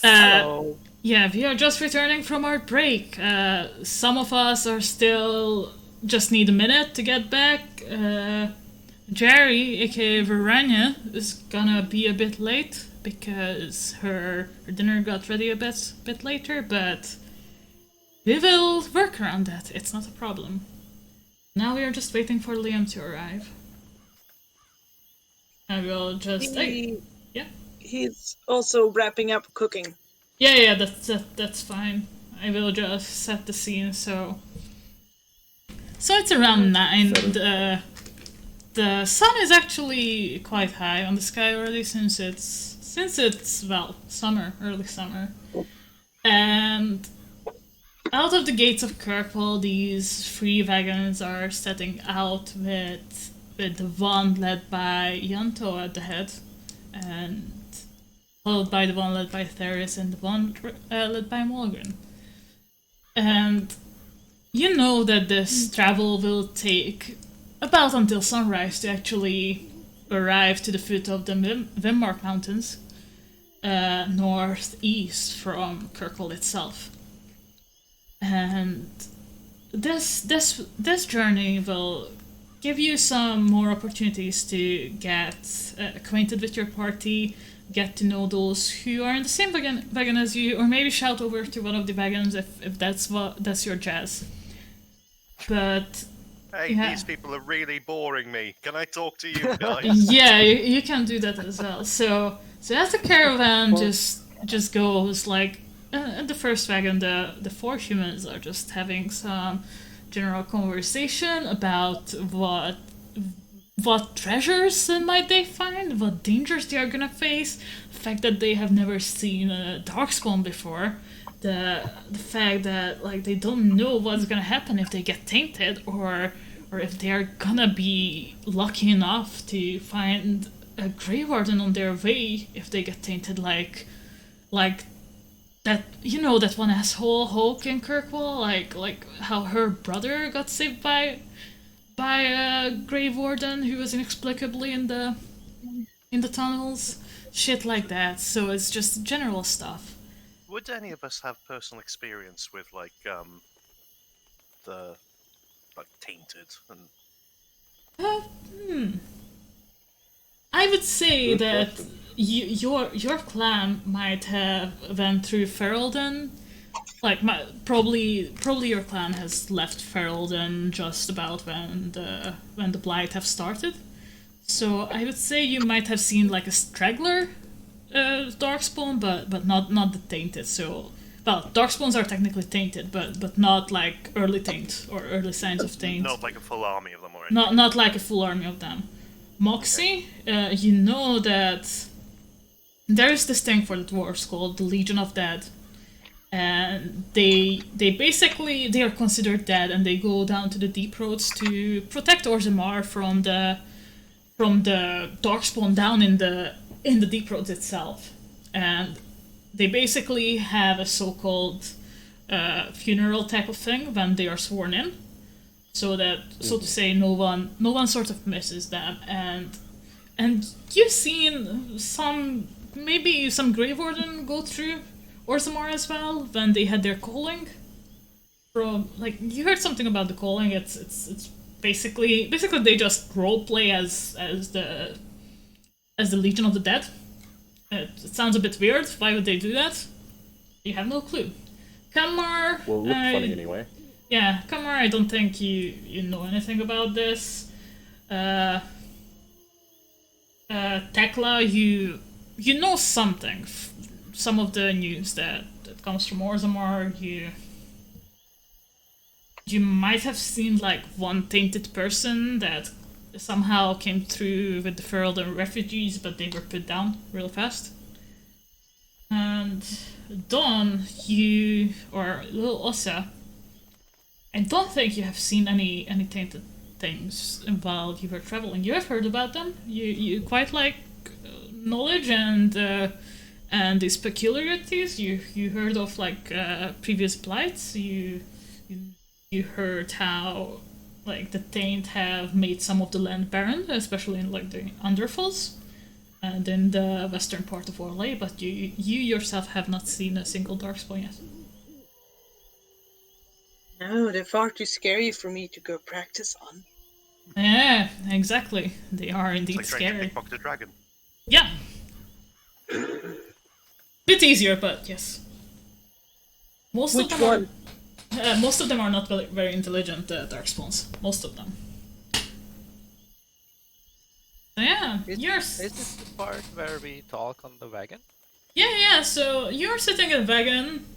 In the second wagon, it is Verania, Tekla, Moxie, Gwylin, Kenmar, and did I say everyone? Yes. And on the third wagon, Little Ossa is sitting with 2 of the dwarves and the Canary lady. Valid. Yeah. Can I talk? Yeah, of course. Okay, I'm on the same wagon as Tekla, right? Yes, yeah. Yeah, everyone is on the same wagon except for Little Ossa. Okay, so since the only thing I'm really interested in magic, I'm just gonna like throw that out to everyone.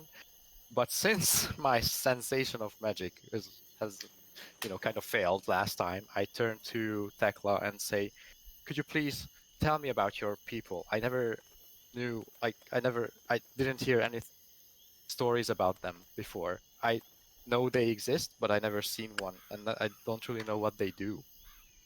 Can you please tell me about yourself Me? Well, or your people?" I might not be the right person to ask. A lot of super real dwarves don't even look at the slides because we live on the surface. Oh, No, but I think you'll have a better grasp of things dwarven than this chap. Oh yeah, by the way, just sorry for interrupting. Moxie, once you set out of Kirkwall, the vast space above you, you have never seen anything like it. Like, it's like you're gonna fall into the sky, because even in Kirkwall, you had some, like, structures nearby that sort of framed the view, but here in the open, it's just so open. Please continue. Altocelrophobia. Moxie's just vibrating with excitement. Moxie goes brrr. You hear a gentle ringing of metal.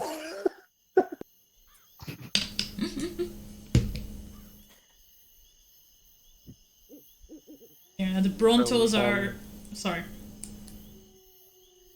no, You please said go you ahead. had questions about Ozanmar? What? Please? You were asking about our people. Yes. Oh, sorry, you were talking to me. I thought you asked someone else. No, what do you want to know? Well, everything. I only knew that your, how should I say, people exist, but I don't know, like, what do you mean they lived underground or never see the sun? Are they like miners or? Very much yes, but we're also a bunch of different things. And we got this like separated system, which I believe is quite shit. Separating castes of people from merchants, casteless, which very shit because we treat them like garbage. It's yeah. very sad. Yeah, you have the casteless, then you have those who are in caste, and above that you have like noble houses, which are more of the on the top of the hierarchy. You have the assembly of Orzammar. That off and I say, and first thing you need to know about us is that yes, we are small, but we don't like hearing that shit, and it will get you kicked in the shins very fast. I look down in very shame. fast. Aye, they're miners, but they also not dig your stones. fault. Dig stones? Mm. And how do you people like treat slaves? I think that joke was not as effective for non-natives. Yeah. As far as I know, we don't really do slaves. The closest thing to it would be the casteless, which are like What? You don't do slaves? yeah, we don't do have slaves. What? In either meaning of the word, we don't have nor do slaves. The closest things to slaves would be casteless, but up here they would be closer to the common people. Yeah, Taris just shouts back like, slavery has been outlawed in the free marches for quite a while now, and goes back to driving. What? I shout. That's what I do. Yeah, like Our people have curious. thrown off the shackles of the human overlords in centuries ago. I think so. Yeah, maybe not in free marches, but the founding of Arlathan and all that. So in like Ferelden and most of the places. Yes. The Dalish and so on.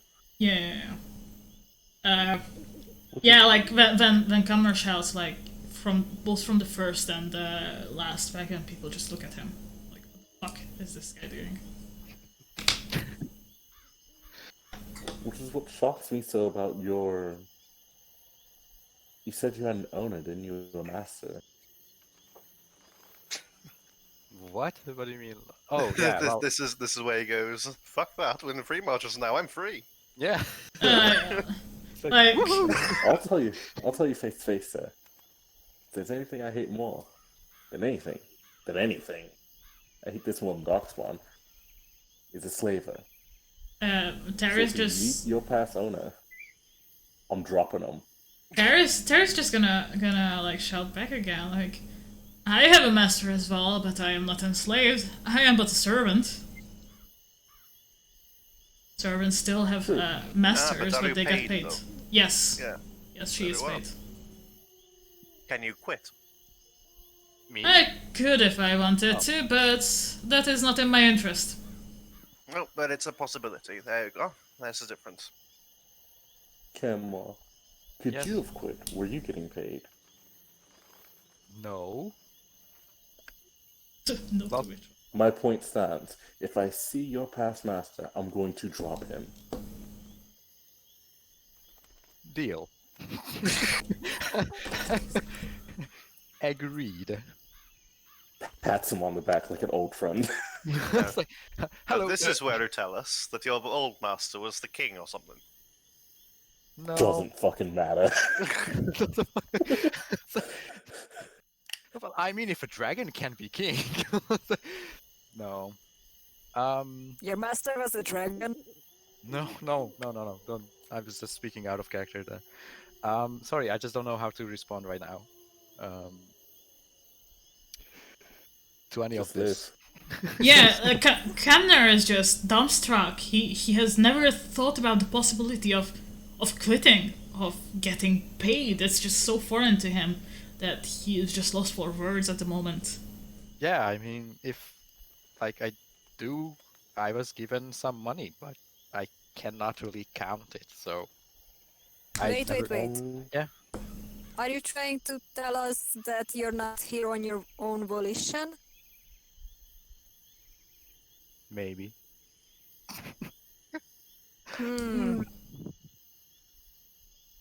I might had some disputes with my masters, might have not, but I'm here now, and I just want to start a new life. You're not in trouble if you did. Pardon? I want to make it clear, you're not in trouble if you did have some disputes with your master. And I say master in quotation marks.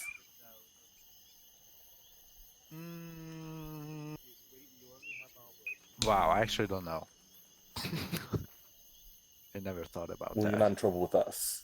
But you might want to keep your voice down anyway. You only have our word that we're trustworthy.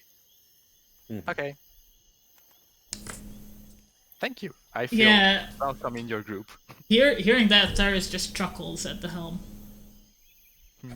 She finds it a bit funny that you would call yourself trustworthy after only knowing each other, presumably for like an hour or That's so. what I just said. You only have our word that we're trustworthy. Yep. Yeah, My like word is my bond. you kind of hear like on the wagon behind you, like the two dwarves that are sitting on the side. They have started drinking. They have some flagons and they are just laughing and like jesting, and they are clinking their water skins, which is obviously not filled with water. But they are very merry. Killing. I have no idea. It does cling though. It's Raspberry fucking magic. It clinks Are and they drinking money? Right. no I sense my people. I will have to love you and leave you all. and Bash off to the other cart. and if you look behind, like as Gwylin is trying to hop onto the other cart. Well, he hops off this cart and just, since you are not going that fast, he can just sit down next to the two doors. You can see that Mulgrim at the helm of the last cart, he starts drinking as well. Great. I kind of like keep adjusting myself as I get more and more uncomfortable on the cart because I've never sat on a cart. Mhm. So like, what the fuck is this shit? Now it is time to see what happens when a Oh. wizard gets drunk. And who would you be, dear friend? Asked one of the dwarves. Like, you somehow managed to sit in between the two of them. Ah, brilliant. Morgrim like says that, haha, I haven't seen many of you kind before, or at least around here. Like, especially if you. God, I'm turning Scottish now. Yep. Too right, man. We keep to ourselves, don't we? You do, indeed. And the other dwarf that's sitting on the other side of you, like, would you like some of this? It's some fine Dwarven Ale. You cannot get better on the surface. Any reason in character to distrust Dwarven Ale? You know that it's. You probably know that it's really strong. You have no idea what it's made of. Well, it's ale, so you presume that it's normal ale. It could be made of oxen piss. I'll still give it a swig if it's offered to me. Okay, please roll drinking for me. Oh fuck! I forgot there's a drinking roll. There is a drinking roll, dear. Constitution. Oh no. Ow. Holy shit! You instantly become so dizzy, and your stomach starts growling a bit, like it's messing with you. It's really strong. It's really fucking strong. How is it, chap? Do you enjoy it? I have not seen you surface dwellers drink this stuff, or handle it well, for that matter. Oh, I'm good. Yeah, I think Gwylin is dying. Yeah, probably the carts, like, going on the rocky road don't help either. But helping it slosh around and distribute Yeah. itself evenly throughout my bloodstream as quickly as possible. yeah, but you are not there to throw up yet, so it's not there yet. But you can feel that this might end badly for you. But for now, you can keep it in. This is strong flippin' stuff. Indeed, it's strong, and like the dwarf on your right just takes another huge swig of his water skin. And so does Mulgren at the helm. What are you made of? Oh, Well, this is we never tell our secrets, lest the surface dwellers learn how to make flippin' this. drink. What are you made of? Well, you know, ever since I came off my mother's tits, I've been drinking this stuff. So does all dwarves. Do I hear this exchange? Yeah, Hear this? I think the dwarves are really fucking loud, and I think Gwylin trying to keep the beer just sort of like- and the vomit in does make some sound. They are on the cart behind you, but you can hear it. Yes. I'm gonna start I chuckling think- to the thought in my head. I think at this point, Moxie's gonna say, I think I should save our friend there. I don't think he knows what he's gotten himself into. Oh, there is no more space on that wagon. You cannot. You Gwylin, can. stop drinking. Stop drinking now. Alright. As I hear the word drinking, and I look over to the other cart and see that the mage is like kind of like all sick from the drinking, I kind of chuckle in my hands because due to my past, I did get drunk a lot of times, and I can take alcohol pretty well. Well, no, actually, I would say you can handle a drunk person pretty well, but I don't think you have had a drop of alcohol in your life. I think I would argue that I did. Okay, we will Excuse me. dispute that. We will discuss that later, but your stats say otherwise. Okay. Okay, Sorry. so I hear this whole thing and I turn back and shout over, Morgan, what the fuck did you give him? Hi, lassie. I remember you. You know, it's just the usual Dwarven Ale. My friends brought it back from Orzammar. It's the good stuff. And he takes another swig. Stop drinking right now. But Yes, it we'll hurts try to so drink good. The dwarf to your right offers you the flask again.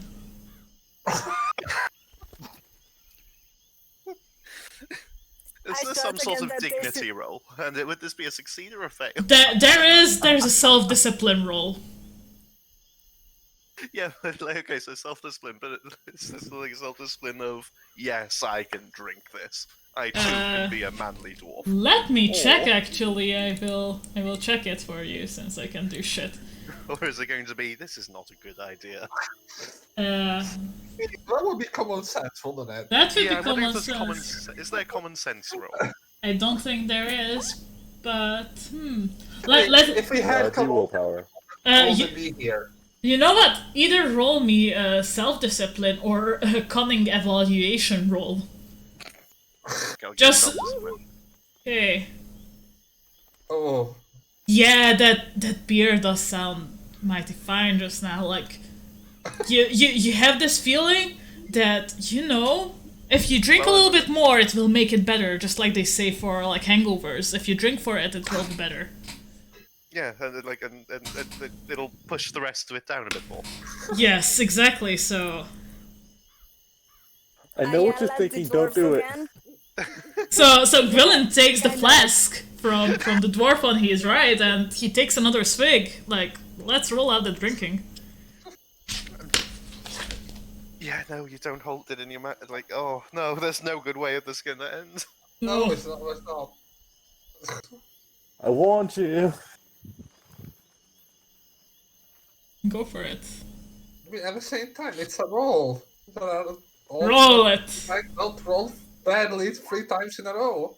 Okay, so yeah, like. What did you say? Holy shit! It's so as you chug it, as you take a swig and you sit there, What do you want from me? 11 you- is a decent roll. you sit there and you feel fine about yourself, and then like half a minute later, you can feel it, and you barely Forward off the you barely manage to hold on to your seat, but you belch straight onto the road. It's like this throwing up while screaming type of thing. You never knew that you were one of those people who's screaming while throwing up, but well, apparently you are. What is the clip thing? What is the clip command? When he's done not sure. throwing up, I'm going to go over to that cart and just bring him back.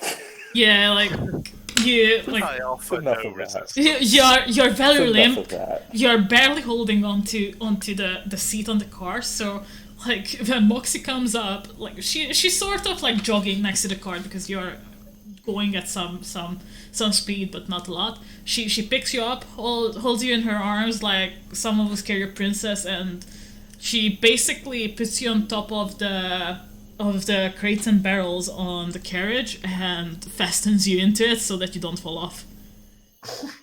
Yeah. So- Moxie just is Okay, so- babying you for the rest of this Yeah. ride. Oh, Is- no. Okay, so after Moxie is back, I shouted again to Mogren. Mogren is fucking laughing at the moment. I You broke him. shouted- Maybe next time offer it to someone who can actually handle it. Come on, lassie, who I am to decide whether they can handle it or not. I thought they can do that for themselves. And he just chuckle again. Third time's a charm, right? No. Yeah, no, you- it's not. You stay right there.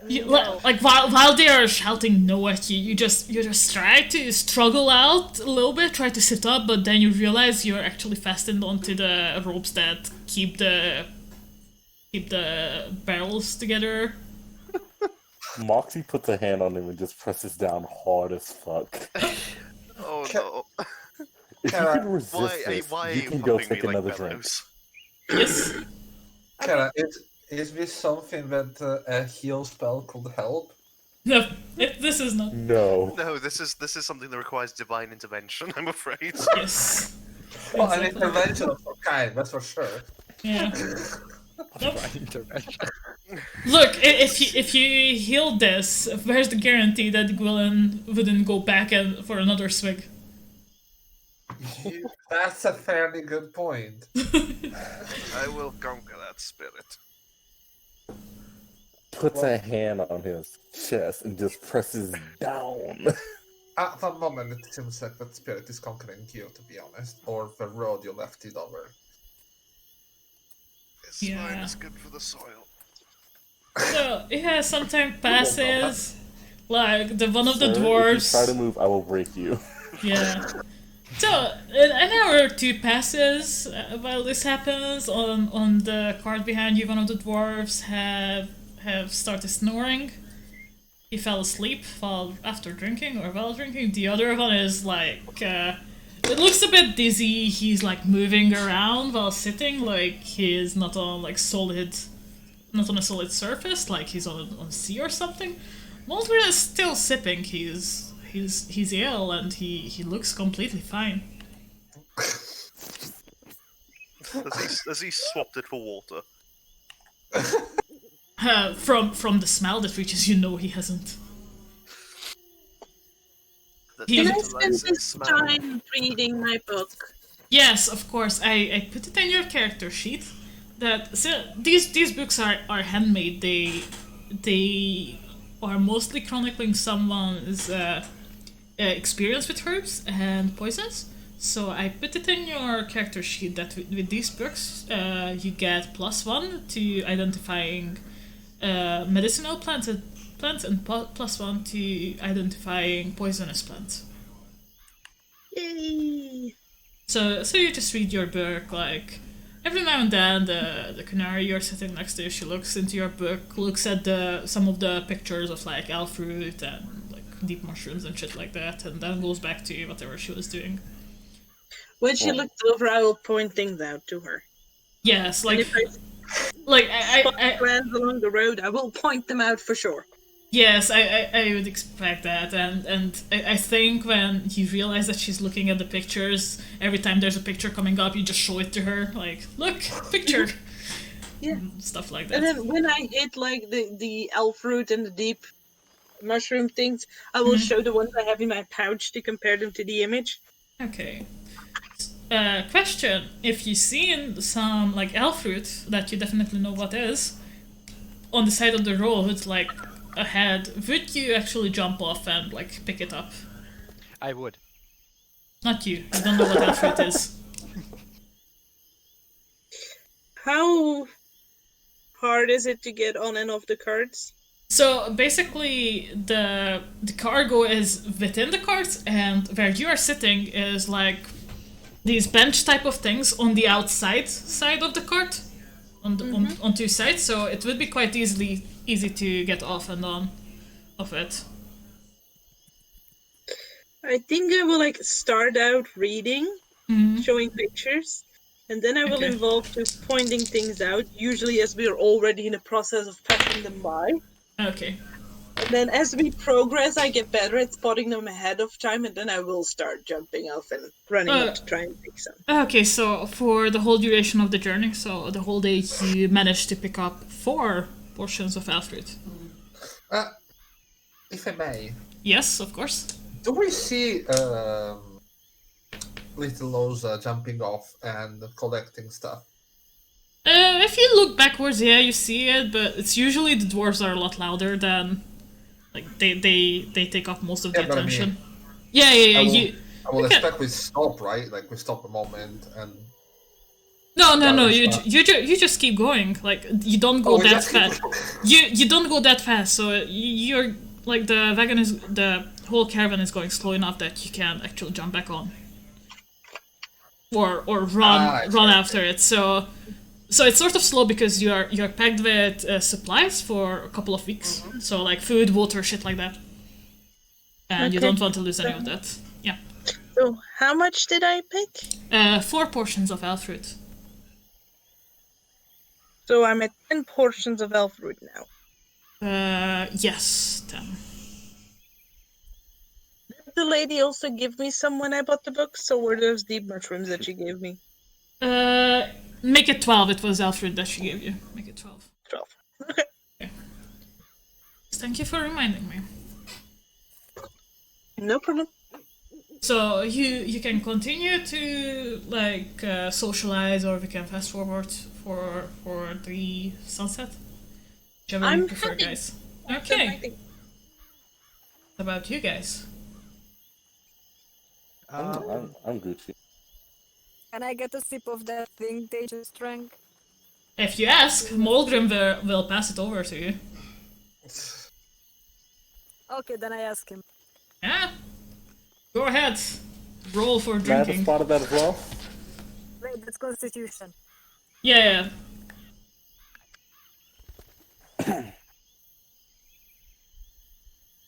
Yeah, no problem. Well. Like you can feel the drunkenness, just like you can feel the warmth within you, and you can feel the very slight dissonance, but you can hold it. You have no problem with it. Yeah, you can as well, Moxie. You roll for me as well. Fuck yeah. Yeah, you're fine as well. You actually you don't even feel dizzy. You feel a bit warm. You taste the familiar taste of actual good Dwarven Ale, like the one they do in Orzammar. Like one of the like Whereas I only taste dirt. no, you still taste it. It tastes better than what you can get in Kirkwall. It does taste better. Yeah. I would like to write something and slip a note to Gwylin. Okay. I'm gonna write it on Roll20.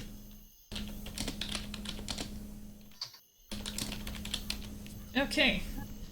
So while Mox and Tekla are taking a sip each from Molgren's Dwarven Ale, like Piranha is slipping a note to Gwylin. You mean the person I have a hand on? Yeah, the person who is tied to the wagon on his back, just like lying there. Is he even in the state to read? So I would say that the two dwarves are sitting on one side of the wagon with Kamnar between them, and Varanya is sitting on the other side, and Gwylin is tied onto the middle. So I don't think he would be able to read it. So. Kara, I specifically said I was sitting next to Gwylin. I said I was gonna baby him for this ride. Yeah, with my but hand like on his chest. Technically you are next to Gwylin because Gwylin is in the middle. He's on top of the cargo. He's tied on top of the cargo. Okay. He's not sitting on the side. Okay. For obvious reasons. So yeah, do you mind if I read it up, Jerry? Oh please, it's on chat anyways. Yeah. Like, So for the listeners who are listening to the podcast version of this, so Varania wrote a note to Gwylin which reads, "Don't feel bad. They are built like kegs. Goes to reason they can hold just as much beer." Yeah, that's the note that Gwylin gets. Varania. We don't get to see it, do we? You don't get to see it. It's between Can I Gwylin roll and to Varania. see? No. Can No, I roll to see? Because he did not roll to hide it. Guys, I really want to get off the two dwarves are drinking while this is happening. So Alright. yeah, Simpatios. you don't get to see this. I'm sorry. So yeah, the day goes by. You're like you slowly start to see the mountain range in the distance ahead of you. It's around let's say maybe 2 in the afternoon. So you will get there in like a couple of hours, 4 hours maybe, 5 if you're unlucky.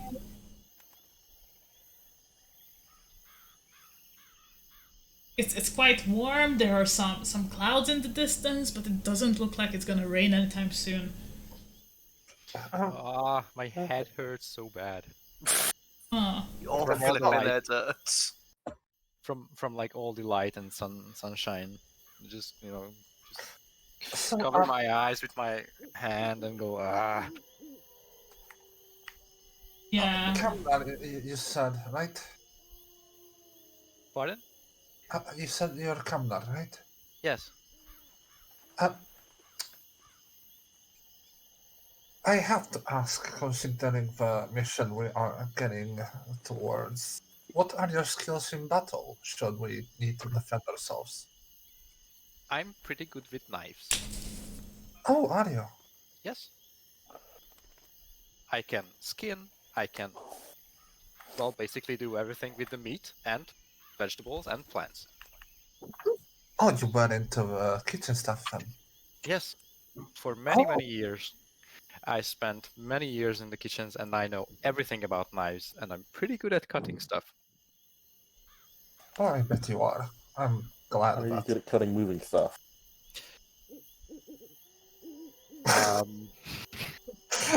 Asking the prudent questions. And I say yes.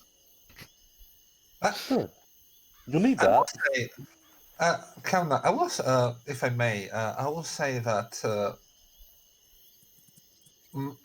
Varana wouldn't even question about the living stuff. Like, she will just list, oh, I use knives. And you go, oh, okay. sort of expression like, oh, yeah, no, I get that. Everyone needs a hobby. Yeah, that's fair.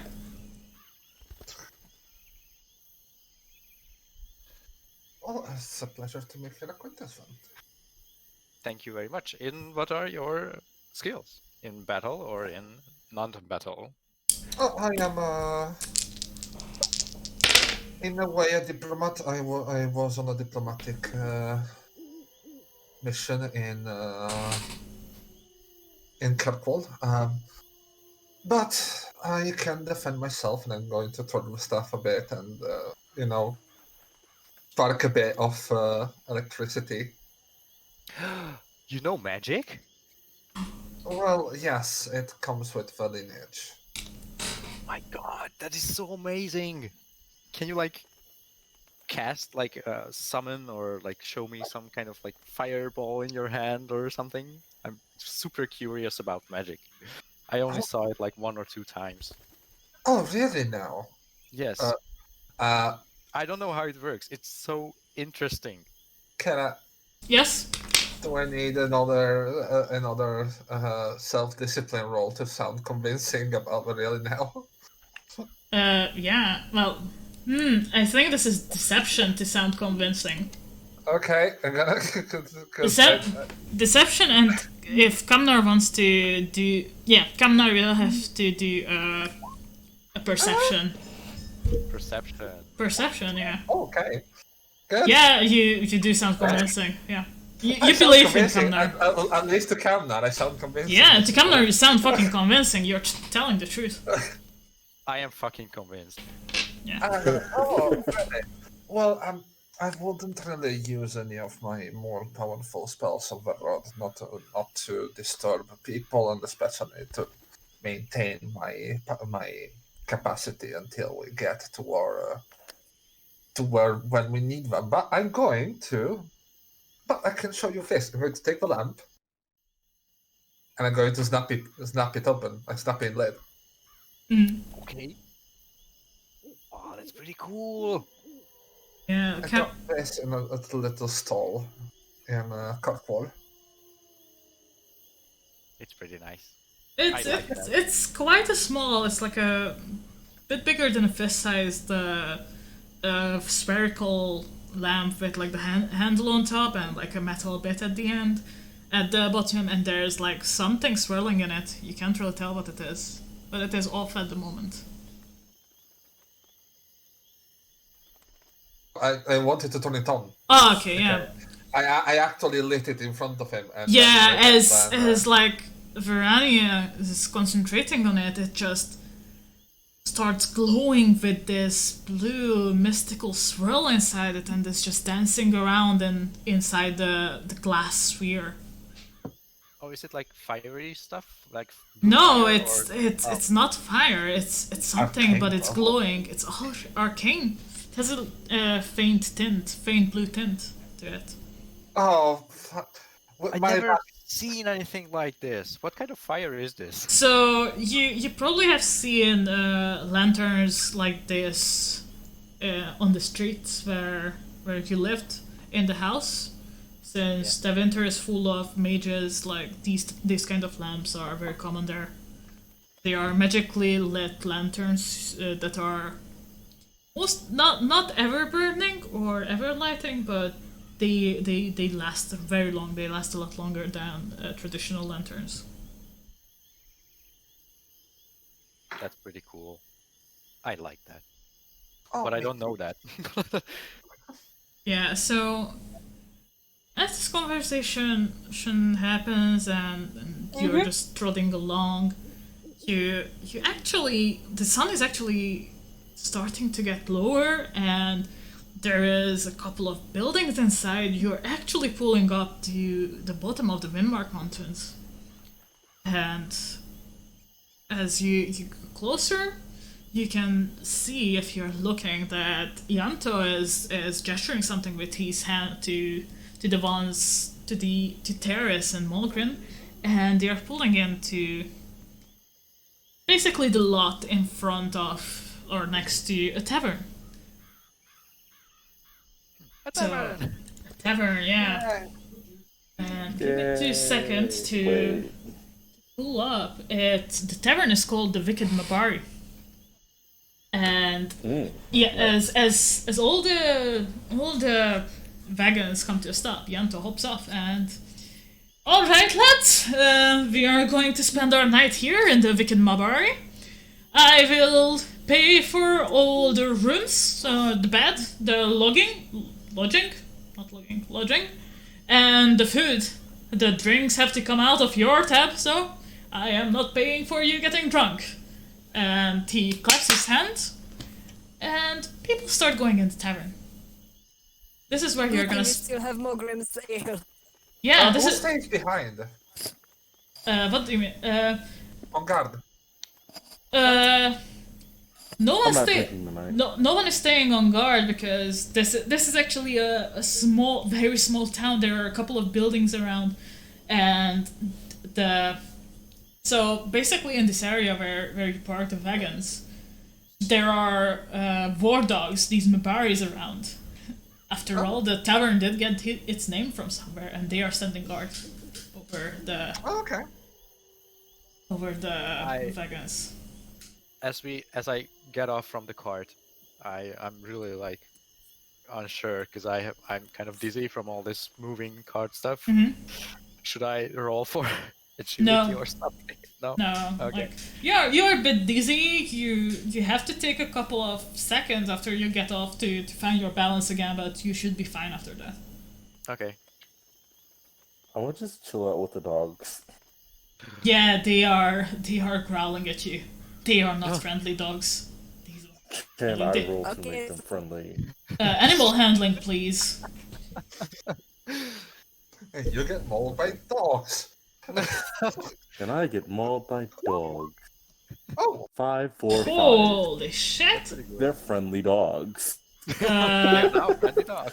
Okay, so yeah, they sniff you, and they actually seem to quite like your smell. You probably remind them of someone that was nice to them, or maybe someone who frequents this tavern in this establishment. But yeah, they are fine around you.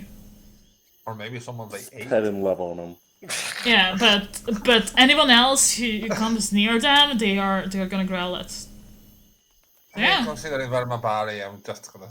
Yeah, they are fucking war dogs, man. Yeah, I'm not gonna touch them. Like I I know know. what they're used for. Yeah, I know. So yeah, like They're so everyone precious. goes in the tavern. Like some people are heading straight to their beds. They straight to sleep. Like the 4 humans from the first wagon. Like the canary lady is just grabbing something to eat, and then she goes off to her bed as well. The dwarves sit down, eat, and start drinking. They are actually Question, yeah. do we still have the flagon that we got from Mugen? Yeah, I think he forgot about it. He's drunk. He forgot about the flagon. There's still some in it. Not a lot. There's still some in it. But if you look at the dwarves, they are actually ordering from the bar. And yeah, I think Terrace is just like covering up the carts, or well, the wagons, just in case it's gonna be raining, though it's unlikely. And Yanto is just talking with the tavern owner and just settling like the payment for all this. Can I speak to someone in the tavern? Yeah, who would you like to speak to? There's a barmaid. She's working behind the bar. There's this serving guy who's readying up the buffet, so to say. And there is Bard playing music as well, though they are just tuning their lute at the moment. Okay, I go up to the bar. I would like to speak to the barmaid. Hello dear, how can I help you? Hello. I bow in respect, and I say... She looks at you puzzled. Why the fuck would you bow to a barmaid at the middle of nowhere? Like, she obviously doesn't say that, but she has that look. Yes, and I don't understand why she's so puzzled. Yeah. And may I ask, is there anywhere I could, and I look at myself, take a shower, or not a shower, but bath? Oh, you would like to clean up, dear. Oh, yes. Yes. See, I heard from that man, and she pointed at Yanto, that your lot are actually renting the whole top floor. There should be 2 baths up. You just go up the stairs. She points at the stairs at the back of the room, and there's gonna, like, if you can turn either way. So to the left and to the right as well is the very last door on the hall, and there you should find enough. You should find the bathing amenities. You can run a real nice bath. You can just clean up your face, freshen up, anything you want, dear. There are some towels in there as well for you. Thank you very much. Just another question, though. Is it a Yes, private, dear? Is it a private bathroom, or... Well, at the moment, no one else but you lot are in here, so I would... And also, you are actually renting the whole upper floor, let me think. Well, the bathrooms are not necessarily private. I think there are 3 bathtubs in each of them and 2 toilets. But if you want it to be really private, you can actually lock the door from inside. But yeah, just don't take too much time, because others will be pissed. Okay. Thank you very much. Literally and figuratively as well. All right. Thank you. See, she deserves a tip. Yeah, I really want to tell this to some of my party members, to the others. And I'm going to take a bath. Just kind of shout it in the air. And I go up and I do so. However, Yeah, the dwarves don't give a shit. Yanto is still like talking with the tavern owner. However, I do want to make sure that I'm alone taking the bath. Okay, so do you go left or right? I go left. Okay, so Oh wait, that's not the right way. so as you go into the bathroom, like it's open, but as you go in and look around, like one of the human guys is just like with his back to you. He's scrubbing his arms. He's sitting in one of the bathtubs. So yeah, this bathroom, there's someone in there. Are you gonna try the other one? Yes, I'm gonna try the other one. Oh yeah, the other one is empty. I'm going to the empty one. It actually has the key in the door as well, so you can lock it. I would like to do that. Okay, yeah, and so you will. I don't want to be a dummy about this. Yeah, no, like this you cannot fuck up. So I don't have you roll for this. So yeah, you lock the door, and for brevity's sake, you do take a nice deep bath, and clean yourself up really well. You God, it feels so good. yeah. So back in the main part of the tavern, the others are. What are the others doing? Taking a bath. Can I just get some food and then go hide in a room so I can read peacefully? Yeah, of course. You can actually. Before, Oh, sorry. Go for it. if Little Rosa is trying to hide somewhere, if the moment when I can see her, I would like to talk to her. Yeah, go ahead.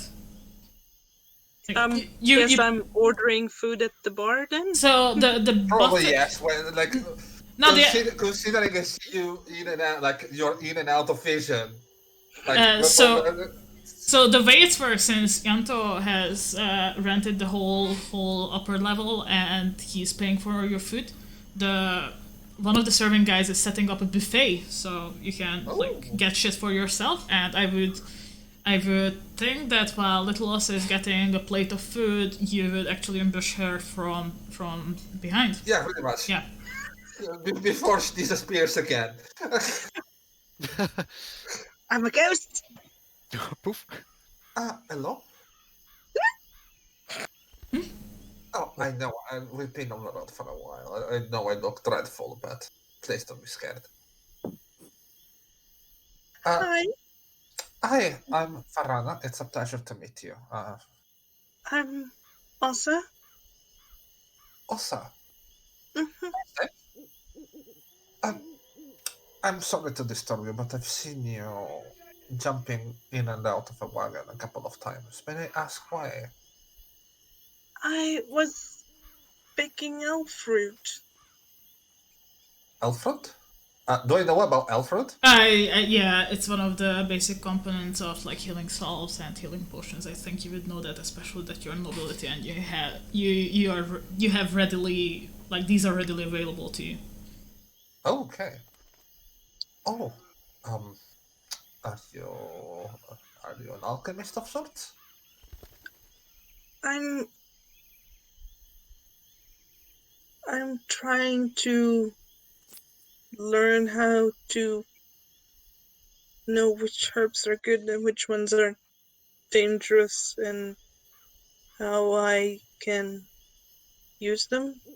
Oh, that is absolutely an amazing skill to have. Not that much of an alchemist myself. I know some basics, not that much. But if you think there's something we might keep an eye out for, we'll be happy to help. I mean, after all, if you are going to concoct politicism, things like that, it will benefit the whole group.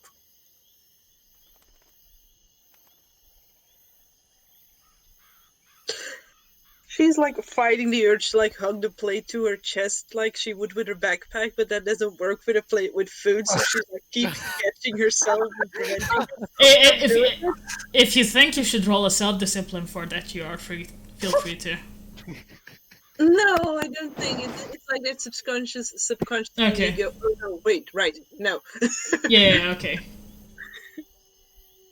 It's not like an undeniable urge, it's just like I would like to hide, but I can't use my plate to hide behind. Kind of thing. Aw. Oh, that's adorable. Oh fuck, human interaction. I'm just learning still, so I don't know. I mean, if you're learning, it means that you're at least eager to practice. Still gonna be a useful skill to have. Mm-hmm. Still might need some help. Just saying, if you need, if you want me to keep an eye out for something. Do you know what elf fruit looks like? I'm familiar with the plant, yes. I have to admit, I'm not really that familiar with not having it like this. So that the instinct of taking it off the street is not really what developed in me. You probably have seen dried elf fruit, and you sort of can deduce how the fresh stuff looks like, but you're not sure. But Still, Oh, if you know what elfroot is. Okay, I know how dried it is. You think you know how it looks like fresh. I mean, I'm more familiar with it being dried. I'm not sure about the other parts of a plant, so I wouldn't really know what to look for from a wagon, but if you have any reference. Like holding a plate with two hands, trying to reach from my pouch. I'm not saying you need to do it to do now. first. I'm not saying you need to do it now. We can discuss this some other time. You seem very, very kittish. I didn't want. I wanted to make sure that we had this conversation before you. Pretty much on your own. You're really good at not being noticed. I have to commend that. I just like to read. That's a lovely pastime. And the big lady was nice and doesn't talk a lot, so it's easy to read next to them. Understandable, especially after what happened so far with her. And I look at the rest of the group. Good thing Kamnar's not there. We're a bunch of shadows. Yeah, Gwylin is still like slightly drunk, but now that headache is sort of setting in, like that hangover headache. I would think he took a little snooze on the back of the wagon as well at some point. I don't think wasn't anything else to do, was there? Oh, yeah. Well, I'm not gonna steal any more of your time, please. To eat, I didn't want to startle you. I just wanted to know you a bit better. And I'm going to start plating stuff. Like Yeah, food. There's free food. I'm gonna finish making my plate and then go find my room quickly. Yeah, like there are a couple of rooms upstairs. Like most of them are like have 2 beds or so. So like first you like open into a room where like 2 humans are sleeping, and then you open into the room where the canary is sleeping in one of the beds. Is she asleep? She is actually asleep, yes. You can hear very mild snoring. I'm gonna quietly close the door. Okay. Yeah, you She will scare people away. This is safe. Nice. Okay.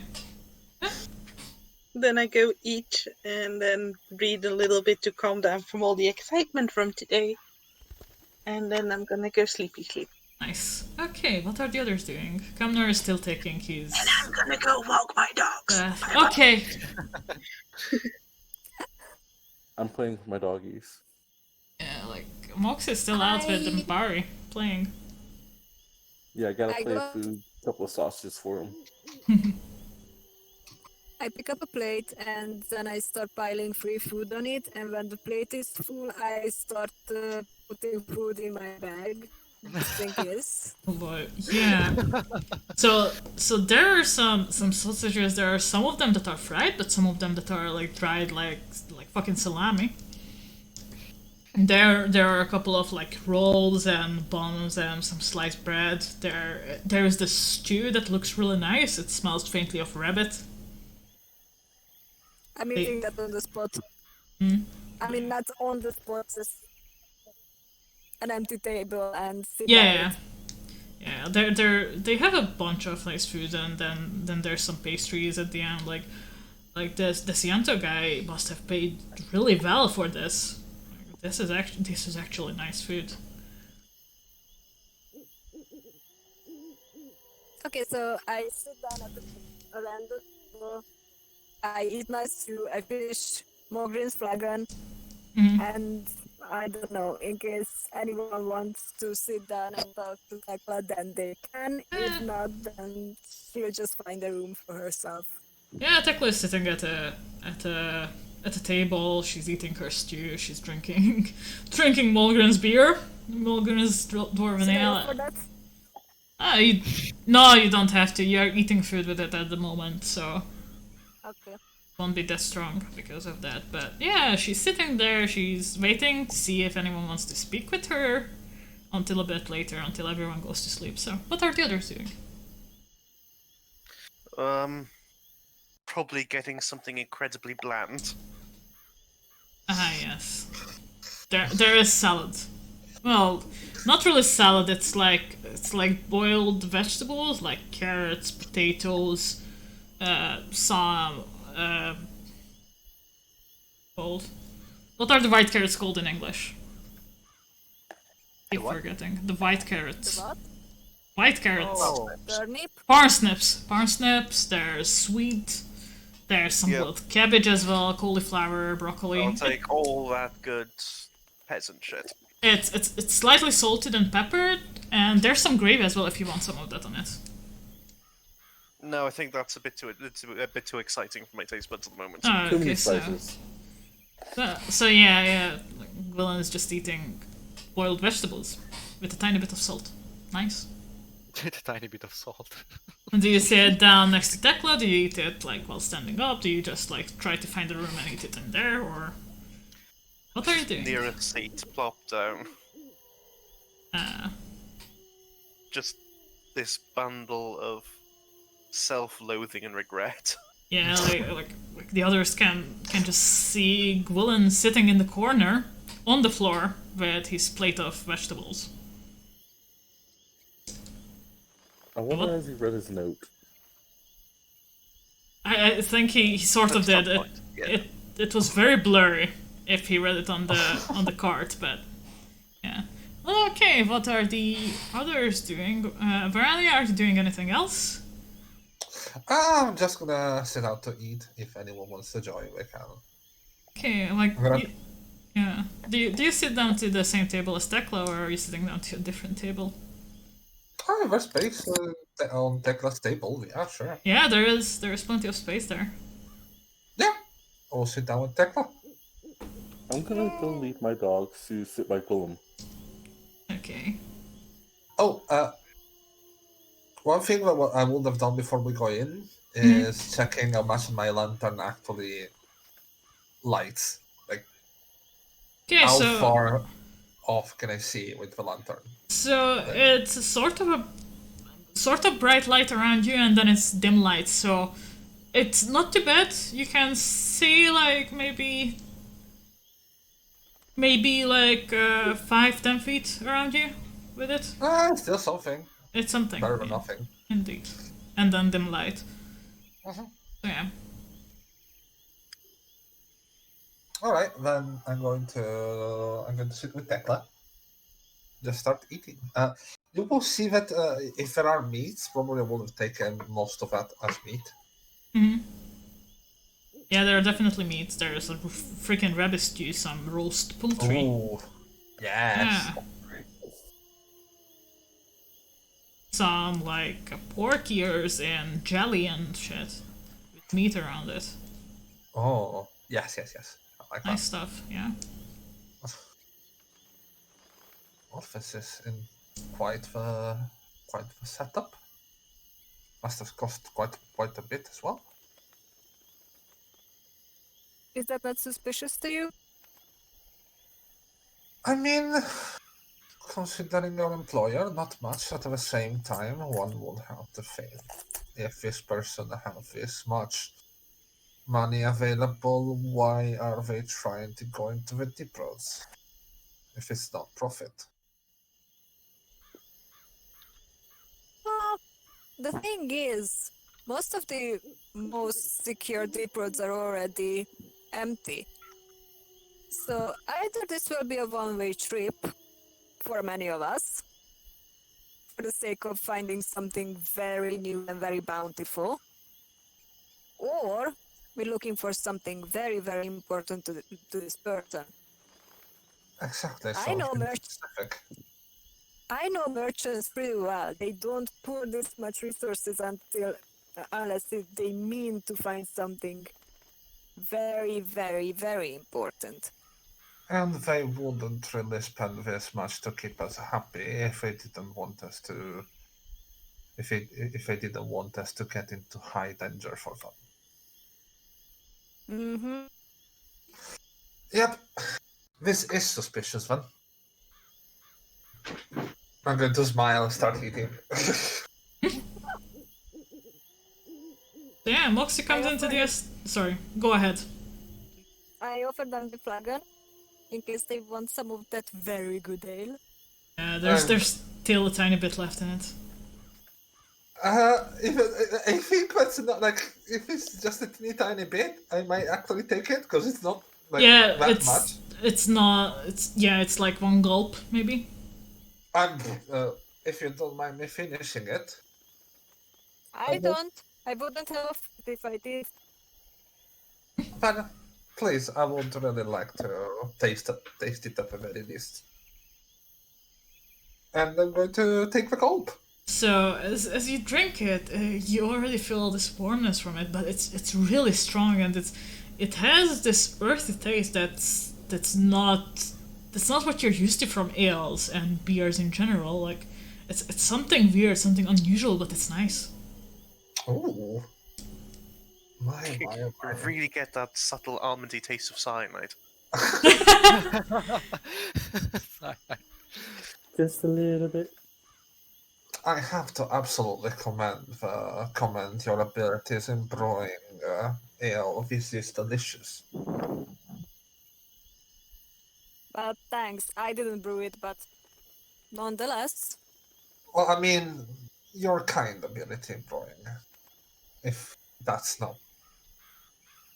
not offending you by saying that.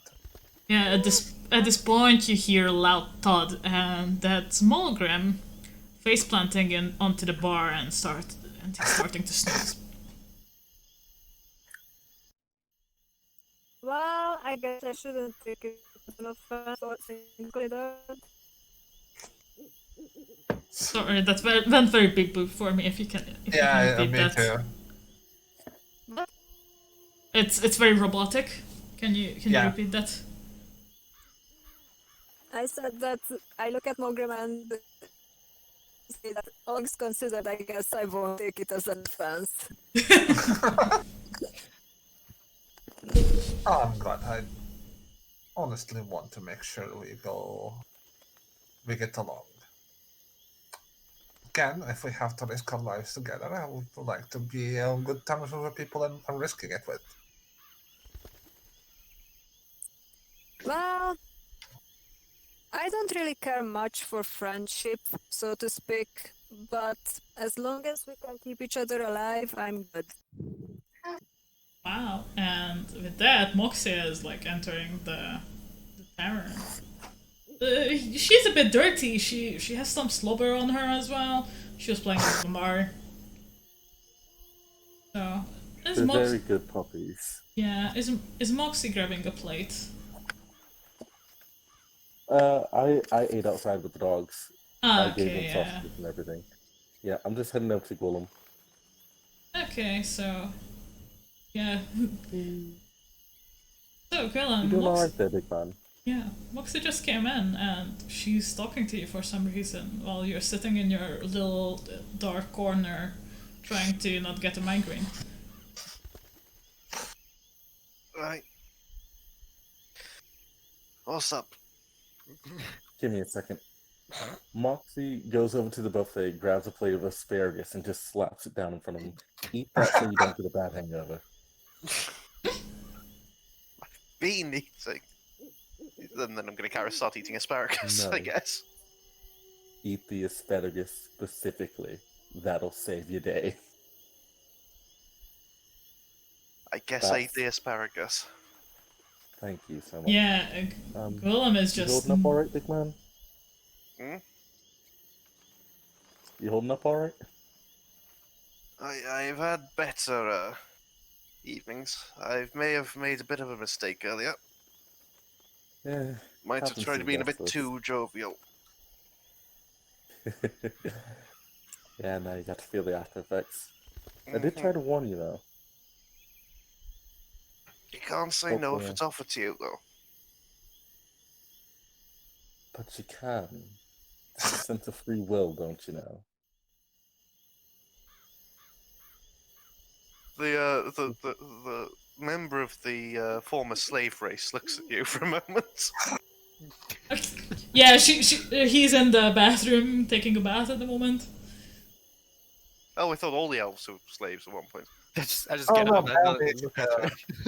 Danish aren't, like, Danish are, like, tribal elves. If I'm Yeah, not wrong. but at some point in the past, some of the Dalish tribes were enslaved indeed. Oh, okay. Yeah. It is not recent, but it is, yeah. Yeah, still former slave race It's gives you a still little there. glare. Talking about free will. Yes, that glare. I did not think about my words correctly. Sorry about that. Yeah, with that, everyone is But you didn't eating, have to drink. talking, having a drink, up, and as the night goes on, the whole thing wraps up, the bar closes, the food will be kept out, or at least those bits that don't spoil in case someone wakes up peckish during the night. And everyone finds a room for themselves. Sorry, for brevity's sake. Okay. Everyone finds a room for themselves and retires for the night. It is actually quite comfortable, though it is not the same comfort as that you got in Kirkwall. You can feel the deep roads closing on. You can feel the action and the excitement, the adventures coming soon. That's where we're going to end tonight's session. Yes, and the hangovers. So yeah, Yeah. Yeah. Probably won't have too bad of a hangover. Yeah. Fun fact, audience, I wasn't bullshitting. Asparagus helps a fucking lot. Very I good. Yeah. don't drink that much, so I don't know. And that's nice. Next It does. session, we will see if Gwylin has the genes to have smelly asparagus pea and to actually smell it. Oh wow. Is Yep. that genetic? It's two different genes, and some people have both. Really? Yep, Wow, I didn't know that. it is indeed genetic. So, ooh, No, Jerry, genetic fucked me. Jerry, guess what? Scraticus is streaming. Oh, okay. Shall we Raid and go trade. raid, Thanks raid for showing Scrat? up, everyone. Yeah, let's read Scrat. Thank you for coming. Thank you. Mhm. Thank you, Tha- podcast listeners, as well. Yeah, thank you, podcast listeners. Thank you for watching the YouTube videos. If you are watching there, sorry for the big static image. We will get webcams at one point or another, hopefully. We will. Oh yeah, oh yeah, oh yeah. Lies. Nice. Well, some of us. Yeah, and Jokes so you already have one. and tune in next week. Same, ha ha ha ha. Tune in next week to see what happens in the deep roads. Yes. Yes. Can we stress? Do shoutouts?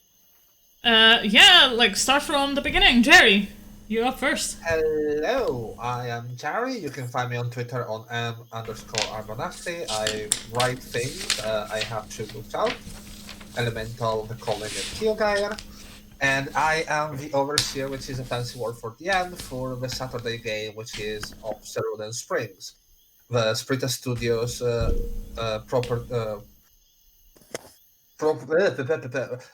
the system that we're working on, because words are hard, and it's a cyber fantasy system, and you can come see the Menagerie with Kara, Linkis, and Dawn and Behind the Malt. Dream. And Mode. Yes, Dawn and Mode. Hello. So yeah, Yeah, we stream on Saturdays at the same time. indeed. Okay, Wolf. Hello everyone, my name is Wolf the Wolf, and you may find me on Twitter and on YouTube with the same name, Wolf the Wolf. I make some Guild Wars 2 play content and some game design rants, and I guess sharing my thoughts on some of the developments, and that's because I also would like to develop games and I'm in the industry of making software. So that's basically what I do. Also, he sometimes streams on Twitch. Same I name. sometimes do stream on Switch, but I always export my streams to YouTube. So you will find everything that I streamed in the past on my YouTube channel. So if you're not up for live content, you may always go back to my previous ones on my YouTube channel. Okay, nice. Okay, Mold, it's your turn. On Mod, Mississippi Grown Witch Bitch. You can find me on Instagram at Dreamless Eve and on Twitter at behind_a_a dream. Fuck, I still fucked it up. Yeah, you did, but that's fine. There's only one A in it. Underscore Yes. on both sides. Also, you can find Mode on our Saturday campaign, the Menagerie, in the Cerulean Springs system that was mentioned before. And Yeah. I traded off being the she'll most spell it right peaceful then. character for the most Yeah. excited. Dawn is not here at the moment, but she doesn't really have any socials, but you can find her in the Menagerie on Saturdays, same channel as this one, same time, different campaign. Audrey? Hi, I'm Audrey. This was fun. You cannot find me. You do not want to find me. In other words, I don't really have any social medias either. So yeah. Audrey is an Next enigma. week. Yeah, One Audrey is an cannot enigma. perceive Audrey. And then Linkus. If you can find me, I'm ready for you. That was very ominous, I Also, like that it. was to be perceived. Yeah. They can find you on Saturdays on the Yeah. Menagerie stream as well. And Yeah. on Sundays, still to be coming, a heavily modded D&D game. Yeah, it's gonna be Yeah. D&D 3.5 edition, and hopefully we are gonna be starting the streams next week. Not this one, but next. Yes, this God, I'm week so we're fucking doing a terrified little. for those sessions.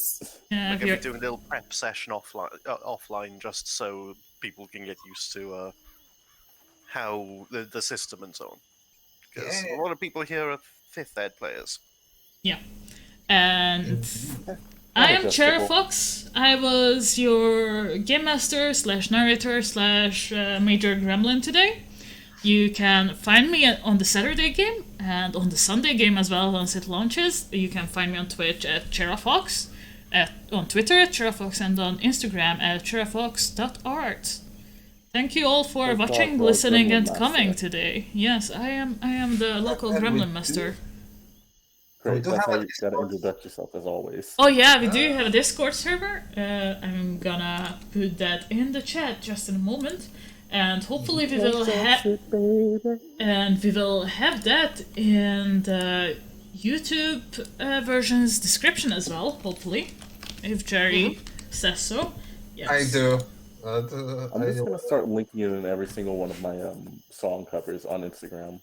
Please do. The more Yes. people we Yeah. can get, the better.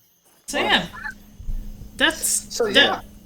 Yeah, that's the link to our Discord channel. Also, at one point, we are gonna be launching a Patreon. We don't know when yet, and that's gonna come with some nice stuff like getting a look into our war room for the 3.5th edition D&D. Because they Don't need forget it. the red bubble. Because we actually need it. We also have a Redbubble. If you look for the Menagerie or Cerulean Springs, I think it should bring up the hashtags. But yeah, we are gonna be hosting Scraticus, who is Just who search up the shop, Sprita Studios. who is actually doing a sponsored, I think it's sponsor stream. They are painting in the Forge, aka Oh. doing Hero Forge 2.0 beta color tool. Oh my god, that's such a Yes. great feature. I love it. Alright, let's go raiding then. Goodbye, people. Goodbye. Bye. See you next week. See you Saturday. See you whenever. Bye-bye. See you in the Forgotten Lands. Sweden rolls again. Yay, I came back to catch the end. Nice. Good job. Yay.